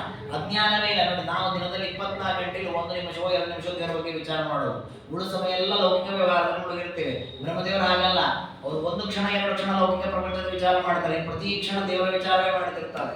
ಅಷ್ಟು ಉನ್ನತ ಮಟ್ಟದ ಸಾಧಕರಾದ ಬ್ರಹ್ಮದೇವರು, ನಾನು 3 ವರ್ಷಗಳ ಕಾಲ ಧ್ಯಾನ ಮಾಡಿದ್ದೇನೆ, ದೇವರೇ ನಿನ್ನ ರೂಪ ತೋರಿಸು ಅಂತ ಹಾಗಿಲ್ಲ. ದೇವರ ಇಚ್ಛೆಯನ್ನು ತೋರಿಸ್ತಾನೆ, ಅವಾಗ ನೋಡಬೇಕಿದ್ರೆ ಇಲ್ಲ ಅಷ್ಟೇ. ಯಾಕೆಂದ್ರೆ ಸ್ವಾತಂತ್ರ್ಯ ಅವನಿಗೊಬ್ಬನಿಗೆ ಇರೋದಲ್ಲ. ಹಾಗಾಗಿ ಇದನ್ನ ವೇದ ಹೇಳಿದೆ, ಯಮೈವೇಶ ವೃಣತೆ ತೇನ ಲಭ್ಯ. ಯಾರಿಗೆ ಪರಮಾತ್ಮ ತನ್ನ ದರ್ಶನ ಕೊಡಬೇಕು ಅಂತ ಸಂಕಲ್ಪ ಮಾಡಿದ್ದಾನೋ ಅವರಿಗೆ ಮಾತ್ರ ತನ್ನ ರೂಪವನ್ನು ತೋರಿಸ್ತಾನೆ. ತಸ್ಸೀಶ ಆತ್ಮ ವಿವೃಣತೆ ತನ್ನ ರೂಪವನ್ನು ಚೆನ್ನಾಗಿ ತೋರಿಸ್ತಾನೆ. ಹಾಗಾಗಿ ದೇವರ ರೂಪ ಚೆನ್ನಾಗಿ ಕಾಣಬೇಕು ಅಂತಾದ್ರೆ ದೇವರು ನಮ್ಮ ಮೇಲೆ ಪ್ರಸನ್ನನಾಗಬೇಕು. ಅದಕ್ಕೋಸ್ಕರವಾಗಿ ನಾವು ಭಕ್ತಿಯನ್ನು ಮಾಡುವಂತಹದ್ದು, ಧ್ಯಾನ ಮಾಡುವಂತಹದ್ದು, ಬೇರೆ ಬೇರೆ ಸಾಧನೆಯನ್ನು ಮಾಡಿ ದೇವರನ್ನು ಒಲಿಸಿಕೊಳ್ಳುವಂಥದ್ದು. ಹಾಗಾಗಿ ಇಲ್ಲೂ ಹೇಳಿದ್ರು, ಯಾರು ತಮ್ಮ ಇಚ್ಛೆಯಿಂದ ದೇವರನ್ನು ಕಾಣಲಿಕ್ಕಾಗಲ್ಲ, ದೇವರೇ ತಾನು ಪ್ರಸನ್ನನಾಗಿ ತನ್ನ ರೂಪವನ್ನು ತೋರಿಸಬೇಕಾಗುತ್ತೆ. ಅವ್ಯಕ್ತಸ್ತದಾ ಪ್ರೋಕ್ತೋ ಮದಿಚ್ಛಾದೋ ಯಥೋಕಿಲ. ಹೀಗೆ ಯಾರಿಗೂ ನಾನು ನೇರವಾಗಿ ಕಾಣೋದಿಲ್ಲ, ಅವರ ತಪಸ್ಸಿಗೆ ಅವರ ಧ್ಯಾನಕ್ಕೆ ಪ್ರಸನ್ನನಾಗಿ ಒಳದೃಷ್ಟಿಯನ್ನು ಕೊಟ್ಟು ನನ್ನ ರೂಪವನ್ನು ತೋರಿಸ್ತೇನೆ. ಹೀಗೆ ನಾನು ಯಾರಿಗೂ ಸುಲಭಕ್ಕೆ ಕಾಣೋದಿಲ್ಲ ಆದ ಕಾರಣ ನನ್ನನ್ನು ಅವ್ಯಕ್ತ ಅಂತ ಕರೆದಿದ್ದಾರೆ. ವೇದೇ ಗೀಯೇಹಂ ವ್ಯಕ್ತ ಇತ್ಯ. ಆದರೆ ಶಾಸ್ತ್ರಗಳ ಮೂಲಕ ಪರಮಾತ್ಮನ ಧ್ಯಾನ ಮಾಡಿ ದೇವರ ಅಪರೋಕ್ಷ ಜ್ಞಾನದಿಂದ ದೇವರನ್ನು ಕಾಣಲಿಕ್ಕೆ ಆಗತ್ತೆ. ಆದ್ದರಿಂದ ವ್ಯಕ್ತ ಅಂತಲೂ ವೇದಗಳು ಪರಮಾತ್ಮನನ್ನು ಕರೆದಿದೆ. ಈ ಅವ್ಯಕ್ತ ವ್ಯಕ್ತ ಅಂತ 2 ಹೆಸರು. ಹೀಗೆ ದೇವರು ತನ್ನ ಮಹಿಮೆಯನ್ನು ಬ್ರಹ್ಮಾದಿಗಳಿಗೆ ಉಪದೇಶ ಮಾಡಿದ. ಉಪದೇಶ ಮಾಡಿ ಮತ್ತೆ ಏನು ಮಾಡಿದ? ಪ್ರಾಕೃತಾನ್ ಜೀವ ಸಂಘಾಶ್ಚ ಲಿಂಗದೇಹೇನ ಸಂಯುತಾನ್. ಆನಂತರ ಆ ವಾಸುದೇವ ಪರಮಾತ್ಮ ತಾನು ಎಲ್ಲ ಜೀವಿಗಳನ್ನು, ಈ ಜೀವಿಗಳಲ್ಲಿ 2 ವ್ಯವಸ್ಥೆ ಆಗಿದೆ. ಜೀವರಾಶಿಗಳೆಲ್ಲ ಇದ್ದಾರೆ, ಆ ಜೀವಿಗಳಿಗೆ ಸಂಬಂಧಪಟ್ಟ ದೇಹಗಳ ನಿರ್ಮಾಣ ಆಗಿದೆ. ಮೊದಲೇ ದೇಹ ನಿರ್ಮಾಣ ಮಾಡಿದ್ದಾರೆ.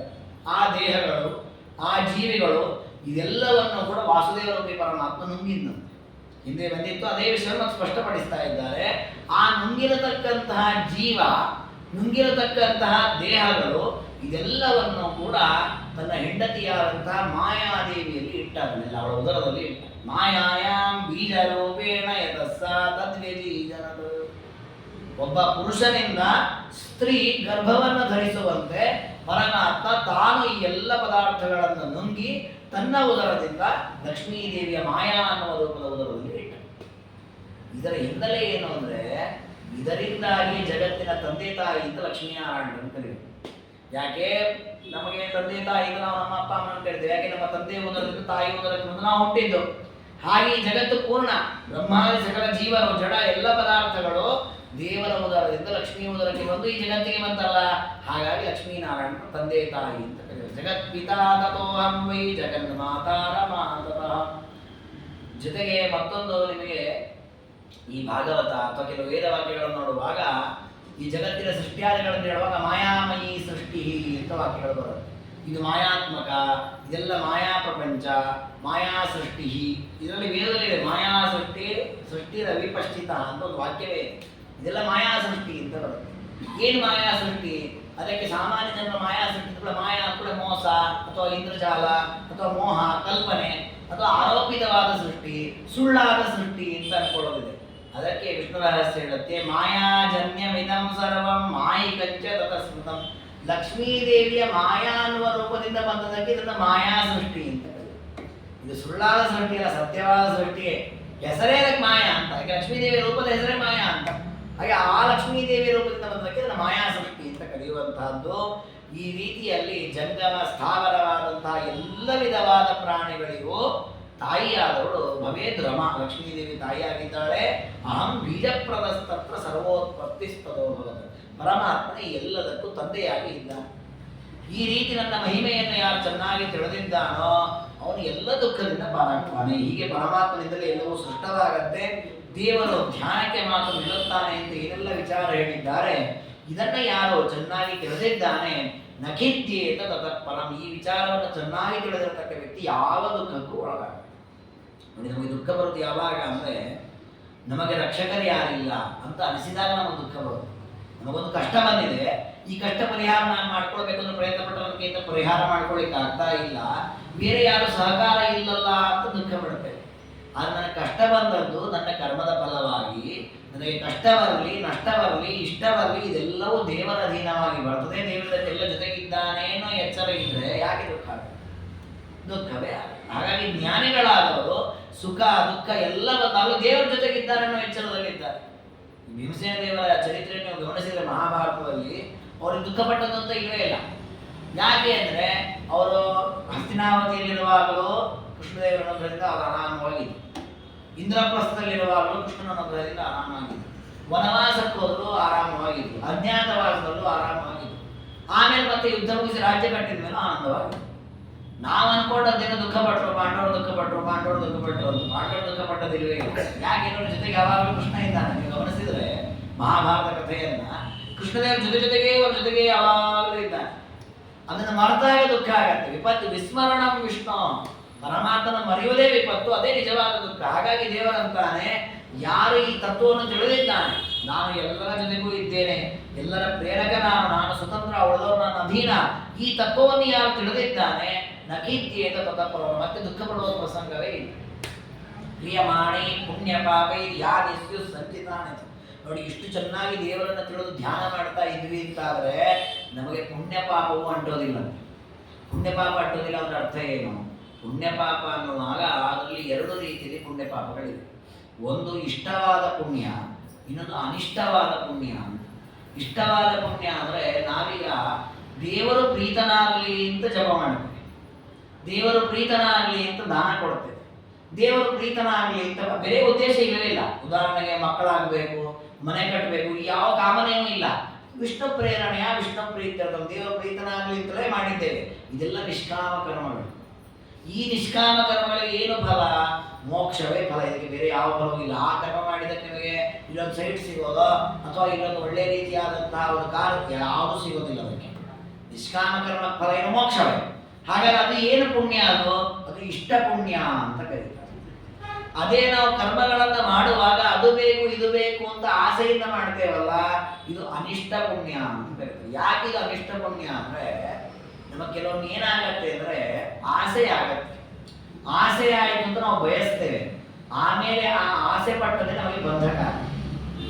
ಸುಮ್ಮನೆ ದೃಷ್ಟಾಂತ ಹೇಳೋದಾದ್ರೆ, ಏಕಾದಶಿ ಉಪವಾಸ ಮಾಡಿರ್ತೇವೆ, ಸಾಯಂಕಾಲ ಹೊತ್ತಿಗೆ ಸುಸ್ತಾಗಿರುತ್ತೆ, ನಾಳೆ ಬೆಳಿಗ್ಗೆ ದ್ವಾದಶಿ ಪಾರಣೆ, ಅದಕ್ಕೆ ಇವತ್ತೇ ಪ್ಲ್ಯಾನ್ ಮಾಡೋದು ಏನು ಮಾಡಬೇಕು, ಬೆಳಿಗ್ಗೆ ದ್ವಾದಶಿ ಪಾರಣೆ ಏನು ಅಡುಗೆ ಮಾಡೋದು ಪ್ಲ್ಯಾನ್ ಮಾಡೋದು. ಪ್ಲ್ಯಾನ್ ಮಾಡಿ 4, 5, 6, 8, 10 ಐಟಮ್ನ ಜಾಸ್ತಿ ಮಾಡಿಬಿಡೋದು. ಅಂದರೆ ಅದೆಲ್ಲ ಬೇಕು ಬೇಕು ಅನ್ನೋ ಆಸೆ ಹಂಬಲ ಇರ್ತದೆ ಮಾಡೋದು. ಬೆಳಿಗ್ಗೆ ತಿನ್ಲಿಕ್ಕೆ 2-3 ದಿನಕ್ಕೆ ಸಾಕಾಗ್ಬಿಡುತ್ತೆ ನೋಡಿ. ಅಂದರೆ ನಾನು ಪಟ್ಟ ಆಸೆ ಏನಾಯಿತು ನನಗೆ ಬಂಧಕ ಆಯಿತು. ಅಂದರೆ ನಾನೇನು ಇಷ್ಟಪಟ್ಟೆ ಅದು ಇಷ್ಟ ಪುಣ್ಯ, ಅದು ಅನಿಷ್ಟ ಆಯಿತು. ಹೊಸ ನೋಡಿ, ಅಡಿಗೆ ದೇವರ ನೈವೇದ್ಯವೇ ಮತ್ತು ಎಲ್ಲ ಒಳ್ಳೆ ಗಂಧಭರಿತವಾಗಿ ರುಚಿಯಾದ ಪದಾರ್ಥವೇ ಸಿದ್ಧವಾಗಿದೆ. ಆದರೆ ಆ ರುಚಿಯಾದ ಪದಾರ್ಥವೇ ನನಗೆ ಬಂಧಕ ಆಯಿತು. ಇಡೀ ದಿವಸ ಉದಾಸೀನ ಆಯಿತು, ಆಲಸ್ಯ ಬಂತು, ಹೊಟ್ಟೆ ಹೇಳ್ಕೊಡ್ತೀರೋ ರೋಗಾದಿ ಪತ್ರೋಗ ಕಾರಣ ಆಯಿತು. ಅದೇ ನಾನು ಮಿತವಾದ ಆಹಾರ ಸ್ವೀಕಾರ ಮಾಡಿದ್ರೆ ಇದು ಬಂಧನ. ಅದೇ ರೀತಿ ಅಂದ್ರೆ ಇದು ಯಾಕೆ ಹೀಗಾಗತ್ತೆ ಅಂದ್ರೆ, ಉಪವಾಸ ಇದ್ರಿಂದ ಅದು ಬೇಕು ಬೇಕು ಅನ್ನೋ ಹಂಬಲದಲ್ಲಿ ಏನೋ ಒಂದಿಷ್ಟು ಬಯಸಿಬಿಡ್ತೇವೆ. ಹಾಗೆ ನಮಗೆ ಸಿಗದೇ ಇದ್ದಾಗ, ಸಂಪತ್ತಿಲ್ಲ, ಮನೆ ಇಲ್ಲ, ಒಳ್ಳೆ ಹೆಂಡತಿ ಮಕ್ಕಳು ಯಾವುದೇ ಇದ್ದಾಗ ಅದು ಬೇಕು ಬೇಕು ಬೇಕು ಅಂತ ಹಂಬಲಿಸಿದ್ವಿ. ಹಂಬಲಿಸಿ ಹಂಬಲಿಸಿ ಹಂಬಲಿಸಿ ಹಂಬಲಿಸಿ ಕೊನೆಗೆ ಅರ್ಥ ಆಯ್ತು, ಅಯ್ಯೋ ಇದು ಯಾವುದು ಶಾಶ್ವತ ಅಲ್ಲ, ಇದಕ್ಕಿಂತ ಶಾಶ್ವತ ಪರಮಾತ್ಮನ ಅನುಗ್ರಹ, ಹಾಗಾದ್ರೆ ಅದೇ ಬೇಕು ಅಂತ ಅದನ್ನು ಶುರು ಮಾಡಿದ್ವಿ. ಅದ್ರ ಮುಂಚೆ ಬಯಸಿಬಿಟ್ಟಿದ್ದೇವಲ್ಲ, ಅದಕ್ಕೆ ಅದಿಷ್ಟು ಪುಣ್ಯವನ್ನು ಕೂತ್ಬಿಟ್ಟಿದೆ.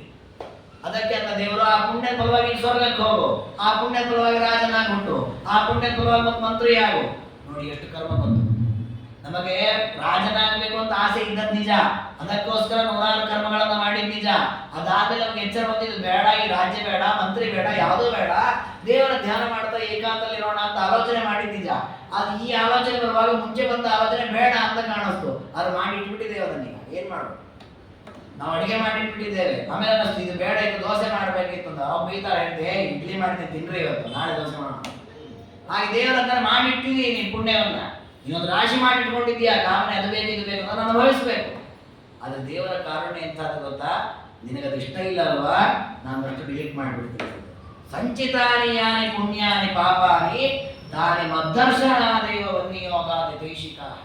ಹೇಗೆ ಅಗ್ನಿಯ ಸ್ಪರ್ಶವಾದಾಗ ಹತ್ತಿಯ ರಾಶಿ ಸುಟ್ಟೋಗಿ ಬಿಡ್ತದೋ, ಹಾಗೆ ಪರಮಾತ್ಮನ ಅಪರೋಕ್ಷ ಜ್ಞಾನವಾದಾಗ ಈ ರೀತಿ ನಾವು ಬುದ್ಧಿ ಇಲ್ಲದೆ ಇದ್ದಾಗ ಕಾಮ್ಯವಾಗಿ ಮಾಡಿದ ಪುಣ್ಯ ರಾಶಿಗಳಿಗೆ ಅನಿಷ್ಟ ಪುಣ್ಯ, ನಮಗದು ಇಷ್ಟ ಇಲ್ಲ ಈಗ, ಆಗ ಇಷ್ಟ ಇತ್ತು, ಇವತ್ತು ಇಷ್ಟ ಇಲ್ಲದ ಪುಣ್ಯ ರಾಶಿ ಏನಿದೆ ಅದನ್ನೆಲ್ಲ ಪರಮಾತ್ಮ ಸುಟ್ಟಾಕಿಬಿಡ್ತಾನೆ. ಅದರಲ್ಲಿ ಮತ್ತೆ ವ್ಯವಸ್ಥೆ ಇದೆ, ಸುಟ್ಟಾಕೋದನ್ನೆಲ್ಲ ನಾಶ ಮಾಡಿಬಿಡಲ್ಲ, ಅದನ್ನು ನಮಗೆ ಯಾರ ಆತ್ಮೀಯರಿದ್ದಾರೆ ಹಂಚಿ ಬಿಡ್ತಾನಂತಿದೆ. ಉದಾಹರಣೆಗೆ ನಾವು ಹೋಗಿ ರಾಯರನ್ನ ಪ್ರಾರ್ಥನೆ ಮಾಡ್ತೇವೆ, ರಘುತ್ತಮ ತೀರ್ಥರನ್ನು ಪ್ರಾರ್ಥನೆ ಮಾಡ್ತೇವೆ, ವಾದಿರಾಜರನ್ನು ಪ್ರಾರ್ಥನೆ ಮಾಡ್ತೇವೆ. ಮಾಡಿದಾಗ ಅವರೆಲ್ಲ ಫಲ ಕೊಡ್ತಾರಲ್ಲ, ಆ ಫಲಗಳೆಲ್ಲ ಹೇಗೆ ಬರ್ತಾವೆ? ಅವರು ಈ ರೀತಿ ತಮಗೆ ಮೋಕ್ಷಕ್ಕೆ ಬಂಧಕವಾದ ಪುಣ್ಯ ರಾಶಿಯನ್ನೆಲ್ಲ ಚುಚ್ಚು ಕೊಡ್ತಾ ಇರ್ತಾರೆ. ಯಾಕೆ ನಮ್ಮ ಭಕ್ತರು ಬಂದಿದ್ದಾರೆ, ತೊಗೊಂಡು ಹೋಗಿ ಅವ್ರಿಗೆ ಬೇಡ. ಇದಕ್ಕೊಂದು ಒಳ್ಳೆ ದೃಷ್ಟಾಂತ ಇದೆ, ವಿದ್ಯಾಮಾನ ತೀರ್ಥರು ಹೇಳ್ತಿದ್ದ ದೃಷ್ಟಾಂತ. ನಾವು ಬದ್ರಿ ಯಾತ್ರೆಗೆ ಅಂತ ಹೋಗ್ತೇವೆ, ಹೋಗುವಾಗ ಕಟ್ಟಿಗೆ ಅಕ್ಕಿ ಬೇಳೆ ಎಲ್ಲ ತೊಗೊಂಡು ಹೋಗ್ತೇವೆ. ಹೋದ್ವಿ, ಬದ್ರಿ ಯಾತ್ರೆ ಚೆನ್ನಾಗಾಯಿತು, ಬದ್ರಿ ಕ್ಷೇತ್ರದ ದರ್ಶನ ಆಯ್ತಲ್ಲಿ, ಅಡುಗೆ ಎಲ್ಲ ಮಾಡಿದ್ವಿ, ಬ್ರಾಹ್ಮಣರಿಗೆ ಊಟಕ್ಕೆ ಹಾಕಿದ್ದೆಲ್ಲ ಆಯಿತು. ನಾವು ಸೀದಾ ವಾಪಸ್ ಬೆಂಗಳೂರಿಗೆ ಬರಬೇಕು. ನಾವು ಮತ್ತೆ ಆ ಅಕ್ಕಿ ಬೇಳೆ ಕಟ್ಟಿಗೆಲ್ಲ ತೊಗೊಂಡು ಶ್ರಮ ಏನು ಮಾಡ್ತೇವೆ, ಅಲ್ಲಿ ಯಾರು ಆತ್ಮೀಯರಿದ್ರೆ ತಗೊಳ್ಳಿ ನೀವು ಉಪಯೋಗ ಮಾಡ್ಕೊಂಡು ಕೊಡ್ತೇವೆ. ಹೊಸೊಳ್ಳೆ ನಾವು ಉಪಯೋಗ ಆಗ್ತದೆ ತಂದಿದ್ವಿ, ನಮ್ಮದು ಹೆಚ್ಚಾಯಿತು, ಈಗ ಅದನ್ನು ವಾಪಸ್ ನಮಗೆ ಭಾರ, ಅದು ನಾವು ಬೇಡ. ಅದು ಹಾಗಾಗಿ ನಾನು ಬಿಸಾಕೋದಿಲ್ಲ, ನಾವು ಅಲ್ಲೇ ನನಗೆ ಗಂಗಾಂಧಿ ಹಾಕಿಬಿಡೋದಿಲ್ಲ. ನಮಗೆ ಆತ್ಮೀಯರಾದರೆ ಕಳೆದು ನೀವು ಅಡಿಗೆ ಉಪಯೋಗ ಮಾಡ್ಕೊಳ್ಳಿ ಅಂತ ಕೊಟ್ಟು ಬರ್ತೇವೆ. ಹಾಗೆ ಪರಮಾತ್ಮನೂ ಕೂಡ ನಾವು ಪುಣ್ಯ ಸಂಪಾದನೆ ಮಾಡಿದ್ರೆ ನಮಗೆ ಬಂಧಕವಾದ ಕೆಲವು ಪುಣ್ಯ ಇದೆ, ಇದನ್ನು ವಾಪಸ್ ತಗೊಂಡು ಹೋದ್ರೆ ನಾವು ಮೋಕ್ಷಕ್ಕೆ ಸಮಸ್ಯೆ ಆಗತ್ತೆ. ಅದಕ್ಕೆ ನಮ್ಮ ಆತ್ಮೀಯರು ಅಂತ ಯಾರಿದ್ದಾರೆ ಅವ್ರಿಗೆ ಅದನ್ನು ಹಂಚಿ ಬಿಡ್ತಾನಂತೆ, ಅವ್ರಿಗೆ ಒಂದಿಷ್ಟು ಪುಣ್ಯ ಕೊಡ್ತೀವಿ. ಅದಕ್ಕೆ ನಾವೇನು ಮಾಡಬೇಕು ಅಂದರೆ, ಪುಣ್ಯ ಜಾಸ್ತಿ ಮಾಡಿದವರು ಆತ್ಮೀಯರಾಗಿಟ್ಟಿರ್ಬೇಕು, ಆಗ ಅವರ ಪುಣ್ಯಗಳನ್ನ ನಾವು ಬರುತ್ತೆ.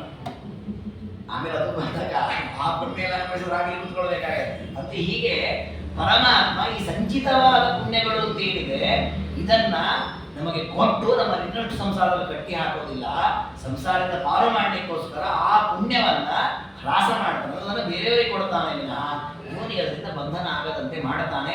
ಇದು ದೇವರ ಕಾರುಣ್ಯ. ಅದಾದ ಮೇಲೆ ತಕ್ಷಣ ಭಸ್ಮದಾಮ್ಯಾಂತಿ ಯಾನಿಸ್ಯ ಫಲಿತಾನಿ ಚ ಕರ್ಮಾಣಿ ತಾನಿ.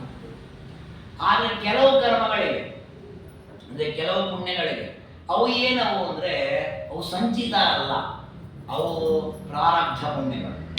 ಅಂದರೆ ಅನುಭವಿಸ್ಲಿಕ್ಕೆ ಶುರು ಮಾಡಿದ್ದೇವೆ. ಸಂಚಿತ ಪ್ರಾರಬ್ಧ ಅಂದ್ರೆ ಏನು ಅಂದರೆ ಯಾವುದೋ ಜನ್ಮದಲ್ಲಿ ಮಾಡಿದಂತಹ ಕರ್ಮದ ಫಲ ನಾವಿನ್ನೂ ಅನುಭವಿಸದೆ ಹಾಗೇ ಬಾಕಿ ಇರ್ತದಲ್ಲ, ಅದನ್ನು ಸಂಚಿತ ಅಂತ ಕರೀತೀವಿ. ಯಾವ ಕರ್ಮದ ಫಲವನ್ನು ಅನುಭವಿಸ್ಲಿಕ್ಕೆ ಶುರು ಮಾಡಿದ್ದೇವೆ, ಯಾವುದೋ ಜನ್ಮದಲ್ಲಿ ಮಾಡಿದ್ದೇವೆ, ಈ ಜನ್ಮದಲ್ಲಿ ಅದರ ಫಲ ಬರ್ಲಿಕ್ಕೆ ಶುರುವಾಯಿತು, ಅದನ್ನು ಪ್ರಾರಬ್ಧ ಅಂತ ಕರೀತೀವಿ. ಹಾಗಾಗಿ ಯಾವ ಕರ್ಮದ ಫಲ ಅನುಭವಿಸ್ಲಿಕ್ಕೆ ಶುರು ಮಾಡಿದ್ದೇವೆ ಅದು ಪ್ರಾರಬ್ಧ, ಅದನ್ನು ನಾಶ ಮಾಡ್ಲಿಕ್ಕೆ ಆಗಲ್ಲ. ನಮ್ಗೆ ಅಪರೋಕ್ಷ ಜ್ಞಾನವಾದರೂ ಪ್ರಾರಬ್ಧ ಕರ್ಮಗಳನ್ನೆಲ್ಲ ಅನುಭವಿಸಬೇಕು.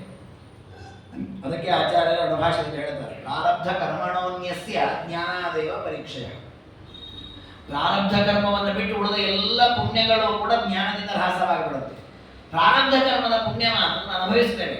ನೋಡಿ, ಉದಾಹರಣೆ ಬ್ರಹ್ಮದೇವರಿಗೆ ಪ್ರಾರಬ್ಧ ಪುಣ್ಯ 3 ವರ್ಷ ಅವರು ಬ್ರಹ್ಮ ಪದವಿಯಲ್ಲಿರೋದು ಅವರು ಪ್ರಾರಬ್ಧ ಸುಖವೇ. ಅವ್ರ ಜನ್ಮದಲ್ಲಿ ಮಾಡಿದಾರೆ ಅಷ್ಟು ಪುಣ್ಯವನ್ನು, ಅದನ್ನು ಇಲ್ಲೇ ಅನುಭವಿಸ್ಬೇಕು ಅವರು. ಅದಕ್ಕೆ ನೋಡಿ ಅವರಿಗೆ ಏನು ಮಾಡೋ ಹಾಗಿಲ್ಲ ಅಂದ್ರೆ ಅವ್ರಿಗೆ ಬಂಧನವೇ ಇಲ್ಲ. ಅವ್ರಿಗೆ ಅಲ್ಲಿ ಹೋಗು ಇಲ್ಲಿ ಹೋಗು, ಆ ಕೆಲಸ ಈ ಕೆಲಸ ಬಿಸಿ ಏನಿಲ್ಲ. ನಿರಂತರ ದೇವರ ಧ್ಯಾನ, ನಿರಂತರ ದೇವರ ಮಂತ್ರಗಳ ಜಪ, ದೇವರ ಮಂತ್ರಗಳ ಪಾರಾಯಣ, ಮತ್ತೊಬ್ಬರಿಗೆ ಮುಂದೆ ಬರೀ ಇದನ್ನೇ ಮಾಡೋದು. ಅಂದರೆ ಅಷ್ಟು ಸುಖ ಪ್ರಾರಬ್ಧ ಇದೆ. ಈ ನಮಗಂತ ಅವಕಾಶವನ್ನು ನಾವು ಸಂತೋಷ ಪಡ್ತೇವಲ್ವ. ನಮಗೆ ಇಷ್ಟ ಇತ್ತು ಅಂತ ಆದರೆ ಕೆಲವರಿಗೆ ನೋಡಿ ಪುಸ್ತಕಗಳನ್ನು ಓದ್ತಾ ಇರೋದ್ರಲ್ಲಿ ಏನೊಂದು ಖುಷಿ ಇದೆ, ಕೆಲವರಿಗೆ ಹಾಡುಗಳನ್ನು ಹಾಡೋದ್ರಲ್ಲೇ ಏನೊಂದು ಖುಷಿ ಇದೆ. ಆದರೆ ಅಂತಾರೆ ಏನು ಮಾಡೋದು ನಮ್ಗೆ ತುಂಬ ಇಷ್ಟ, ಟೈಮೇ ಸಿಗಲ್ಲ, 1-2 ಅಷ್ಟೇ ಹಾಡಾಡ್ಲಿಕ್ಕೆ ಅವಕಾಶ ಆಗೋದು. ಒಂದು ವೇಳೆ ಅದೇ ನಾವು ಕೊಟ್ಬಿಟ್ರೆ ಇಡೀ ದಿವಸ ನೀನು ಹಾಡಾಡಪ್ಪ, ಎಷ್ಟು ಸಂತೋಷವಾಗುತ್ತೆ. ಹಾಗೆ ಬ್ರಹ್ಮದೇವರಿ ಪರಮಾತ್ಮ ಇಡೀ 100 ವರ್ಷ ನೀನು ಆನಂದವಾಗಿ ಜಪ ಮಾಡೋದು ಕೊಟ್ಬಿಟ್ಟಿದ್ದಾರೆ. ಯಾಕೆಂದ್ರೆ ಅಷ್ಟು ಅವ್ರು ಪುಣ್ಯ ಸಂಪಾದಿಸಿಟ್ಬಿಟ್ಟಿದ್ದಾರೆ, ಪ್ರಾರಬ್ಧ ಪುಣ್ಯ. ಹಾಗಾಗಿ ಈ ಪ್ರಾರಬ್ಧ ಪುಣ್ಯ ಅಂತ ಏನಿದೆ ಇದನ್ನು ಮತ್ತೊಬ್ಬರಿಗೆ ಕೊಡ್ಲಿಕ್ಕೆ ಬಲ್ಲ, ಇದನ್ನು ನಾವೇ ಅನುಭವಿಸ್ತೇವೆ. ಅದಕ್ಕೆ ಈ ಸಂಚಿತ ಪ್ರಾರಬ್ಧಕ್ಕೆ ಒಂದು ದೃಷ್ಟಾಂತ ಕೊಡ್ತಾರೆ. ಅಕ್ಕಿ ಚೀಲ ತಂದಿರ್ತೇವೆ ಅಂಗಡಿಯಿಂದ, ಅಕ್ಕಿ ಚೀಲ ಬಿಚ್ಚಿಬಿಟ್ರೆ ಅದನ್ನ ಅಂಗಡಿ ವಾಪಸ್ ಕೊಡ್ಲಿಕ್ಕೆ ಬರೋಲ್ಲ. ಬಿಚ್ಚದೆ ಹಾಗೆ ಇತ್ತು ಅಂದ್ರೆ ಬಿಚ್ಚಿ ಚೀಲ ನಾವು ಉಪಯೋಗ ಮಾಡಿ ಖಾಲಿ ಮಾಡ್ಕೊಡ್ತೇವೆ, ಬಿಚ್ಚದೇ ವಾಪಸ್ ಕೊಡ್ತೀವಿ, ಬೇಡಪ್ಪ ಚೆನ್ನಾಗಿಲ್ಲ ನಾವು ಬೇಡ ಅಂತ ವಾಪಸ್ ಕೊಟ್ಬಿಡ್ತೇವೆ. ಹಾಗೆ ಸಂಚಿತ ಕರ್ಮಗಳು ಅಂದ್ರೆ ಬಿಚ್ಚದೇ ಇರೋ ಚೀಲ, ಅದೇನು ಶುರು ಮಾಡಿಲ್ಲ, ಅದು ಹಾಗೇ ಇದೆ. ಅದಕ್ಕೆ ದೇವರು ಏನು ಮಾಡಿದ ಅದನ್ನೆಲ್ಲ ತೆಗೆದುಬಿಟ್ಟ, ನಿನಗೆ ಅದಿಲ್ಲ ಬೇಡಪ್ಪ ಬೇರೆ ಯಾರಿಗಾರ ಕೊಡ್ತೀನಿ ನಾನು. ಪ್ರಾರಬ್ಧ ಹಾಗೆಲ್ಲ ಶುರು ಮಾಡಿ ಬಿಟ್ಟಿದ್ದೇವೆ ಅನುಭವಿಸ್ಬೇಕು ನಾವು ಅದನ್ನು. ಹಾಗಾದ್ರೆ ಅದನ್ನು ಮತ್ತೊಬ್ಬರಿಗೆ ಕೊಡ್ಲಿಕ್ಕೆ ಬರೋಲ್ಲ, ಅದನ್ನು ನಾವೇ ಅನುಭವಿಸ್ತೀವಿ. ಅದಕ್ಕೆ ದೇವರು ಹೇಳಿದ ಕರ್ಮಾಣಿ ತಾನಿ ಭುಕ್ತಿ ಇವ, ಅದು ಒಳ್ಳೇದಾಗಲಿ ಕೆಟ್ಟದಾಗಲಿ ಪ್ರಾರಬ್ಧ ಕರ್ಮದ ಫಲ ಅಂತಿದೆ, ಅದನ್ನು ಅನುಭವಿಸಿಯೇ ನಾವು ಮುಂದೆ ಸಾಧನೆಯನ್ನು ಮಾಡ್ತೇವೆ. ಕೃತಕೃತ್ಯಾಭವೇಯುಸ್ತೆ ಬೋಧಯಂತಿ ಪರಾನ. ಈ ರೀತಿ ಜ್ಞಾನಿಗಳಾದವರು ಕರ್ಮಗಳಲ್ಲಿರುವ ಸಂಚಿತ ಕರ್ಮಗಳಿಂದ ಪಾರಾಗ್ತಾರೆ, ಪ್ರಾರಬ್ಧ ಕರ್ಮದ ಫಲವನ್ನು ಅನುಭವಿಸ್ತಾರೆ. ಅನುಭವಿಸಿ ಆದ ಮೇಲೆ ಪರಮಾತ್ಮನ ವಿಶೇಷಣಗಳಿಂದ ಮೋಕ್ಷವನ್ನು ಪಡಿತಾರೆ.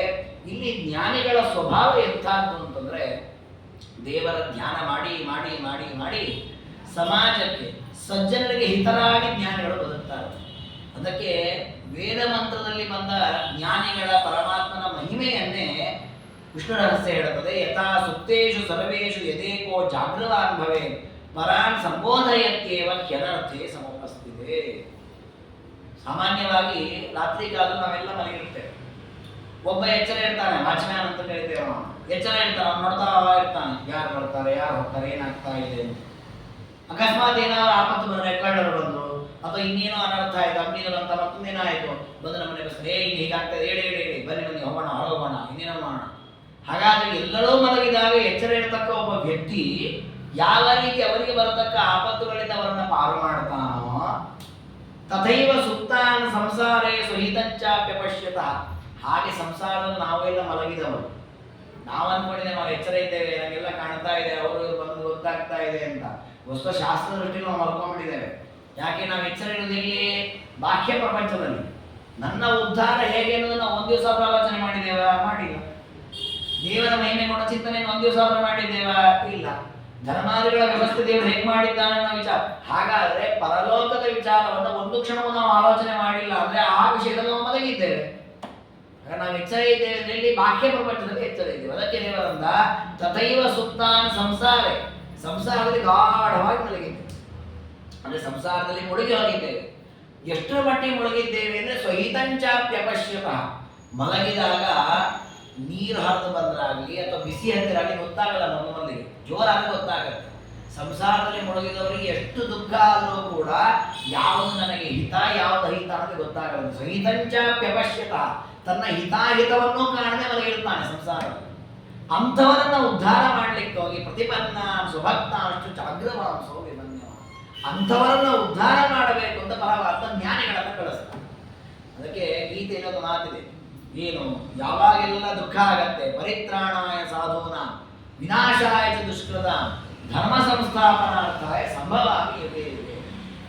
ದುಃಖದಿಂದ ಬಳಲ್ತಾ ಇರತಕ್ಕ ಸಜ್ಜನರ ರಕ್ಷಣೆಗೋಸ್ಕರ, ದುಷ್ಟರನ್ನ ದಮನ ಮಾಡಲಿಕ್ಕೋಸ್ಕರ ನಾನು ಯುಗ ಯುಗಗಳಲ್ಲಿ ಬರ್ತೇನೆ. ಮತ್ತು ನಮ್ಗೆ ಈಗ ಕಾಲದಲ್ಲಿ ಬೇಕಾದ ದುಷ್ಟರು ಇದ್ದಾರೆ, ನಮಗೆ ಅನೇಕ ಸಜ್ಜನಿಗೆ ತೊಂದರೆ ಆಗ್ತಿದೆ, ಬರಲಿ ದೇವರು, ಯಾಕೆ ಬರ್ತಾ ಇಲ್ಲ? ಅದಕ್ಕೆ ದೇವರು ಬರೋರು. ಮತ್ತು ಸಂಭವಾಮಿ ಯುಗೇ ಯುಗೇ ಅಂದರೆ ಆ ಕಾಲಘಟ್ಟದಲ್ಲಿ ಅಂತಹ ಉತ್ತಮ ಉತ್ತಮ ವ್ಯಕ್ತಿಗಳನ್ನು ಕಳುಹಿಸ್ತಾನೆ.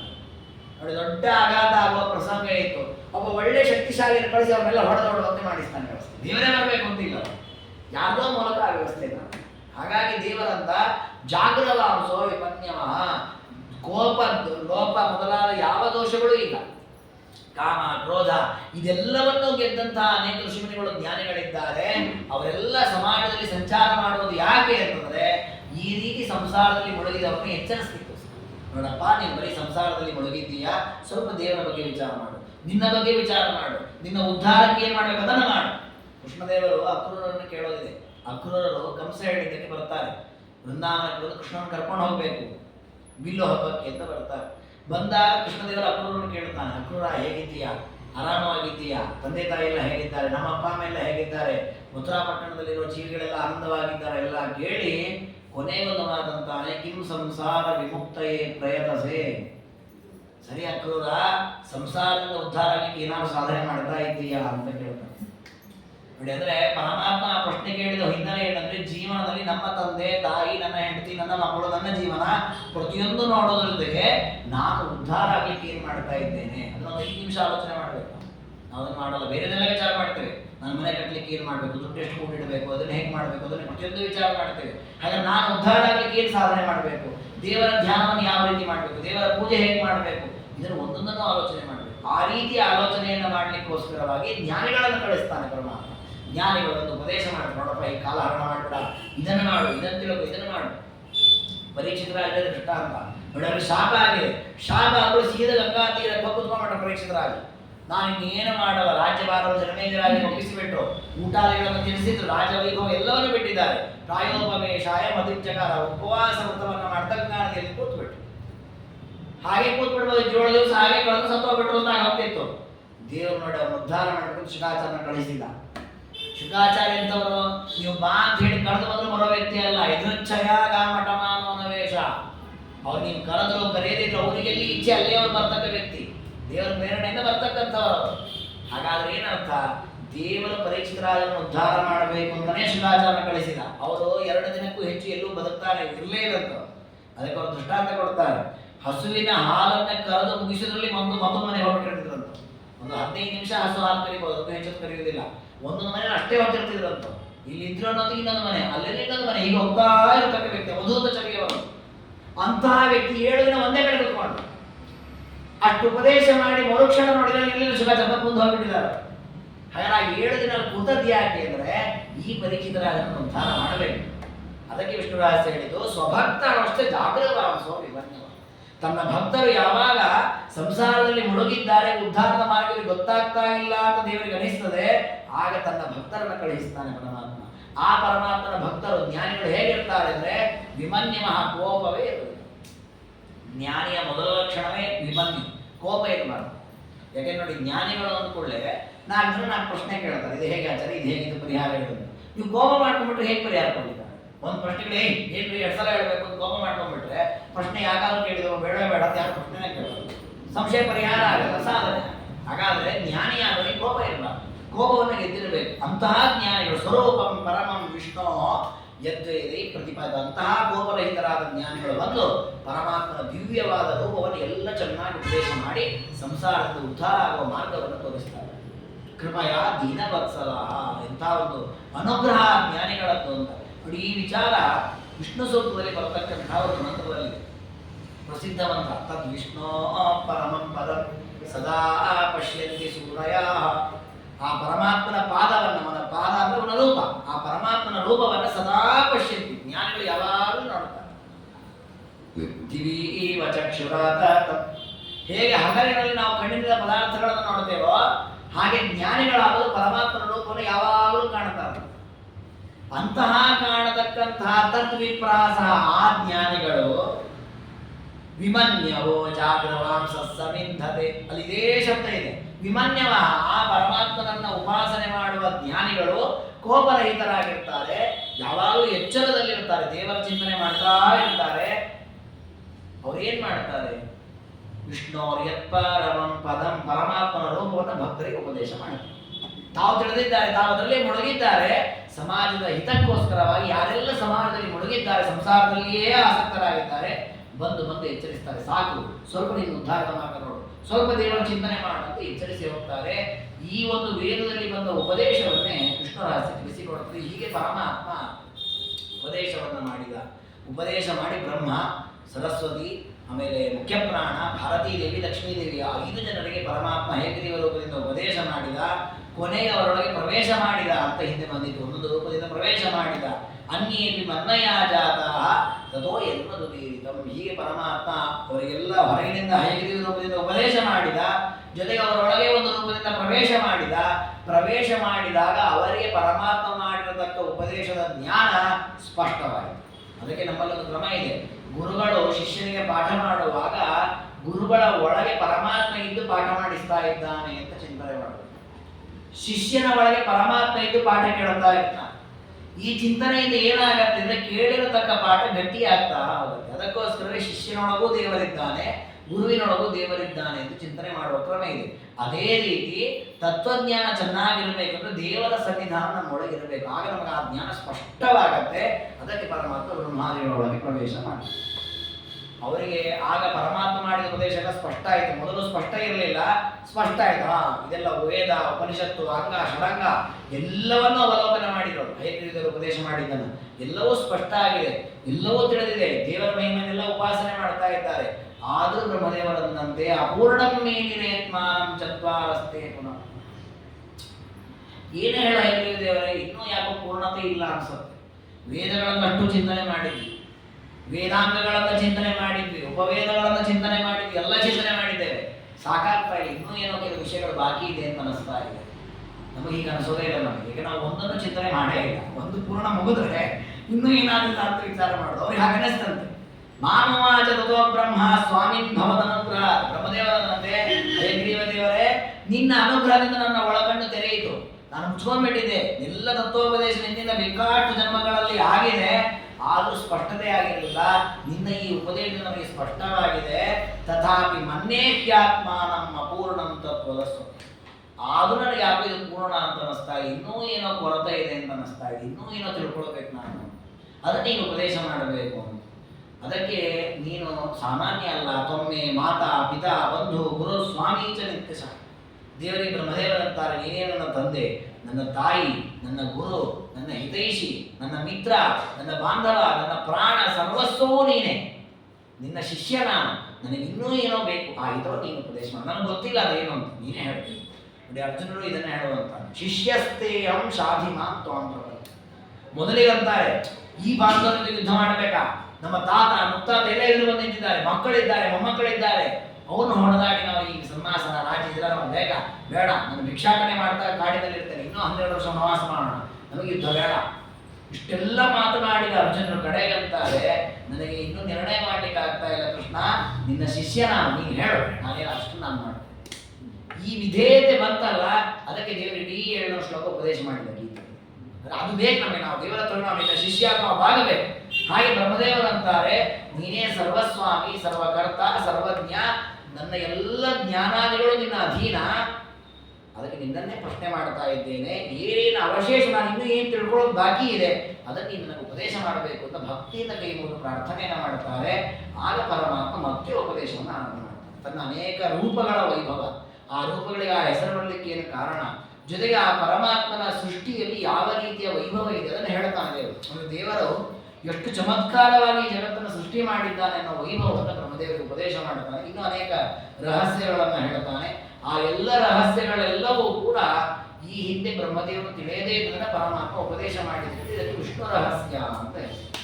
ಪರಮಾತ್ಮ ಭೌತ್ಯವಾಗಿ ವೇದಾದಿಗಳಿಂದ ಸ್ಪಷ್ಟವಾಗಿ ತಿಳಿಯದೆ, ವೇದಾದಿಗಳಲ್ಲಿದೆ ಈ ವಿಷಯ, ಸ್ಪಷ್ಟವಾಗಿ ತಿಳಿಯೋದಿಲ್ಲ, ಅದನ್ನು ತಿಳಿಸ್ಲಿಕ್ಕೆ ಉಪದೇಶ ಮಾಡಿದ ಭಾಗವಾದ್ದರಿಂದ ಇದಕ್ಕೆ ವಿಷ್ಣು ರಹಸ್ಯ ಅಂತ ಕರೆದಿದ್ದಾರೆ. ಆ ಉಪದೇಶವನ್ನು ಮುಂದೆ ಅಧ್ಯಾಯಗಳಲ್ಲಿ ಆರಂಭ ಮಾಡ್ತಾರೆ. ಅದನ್ನು ನಾಳೆ ದಿನ ತಿಳಿದುಕೊಳ್ಳೋಣ ಅಂತ ಹೇಳ್ತಾ ಇವತ್ತಿನ ಈ ಚಿಂತನೆಯನ್ನು ಗುರುಗಳ ಅಂತರ್ಯಾಮಿ ಮಧ್ವಪತಿ ಗೋಪಾಲಕೃಷ್ಣನ ಪಾದಾರವಿಂದಗಳಲ್ಲಿ ಸಮರ್ಪಣೆ ಮಾಡೋಣ. ಸರ್ವಗುಣ ಸಂಪೂರ್ಣ ಸರ್ವದೋಷ ವಿವರ್ತಿತ ಪ್ರಿಯತಾಂ ಪ್ರೀತ ಏವ ವಿಷ್ಣು ಮೇ ಪರಮಸ್ತು ಶ್ರೀಕೃಷ್ಣ.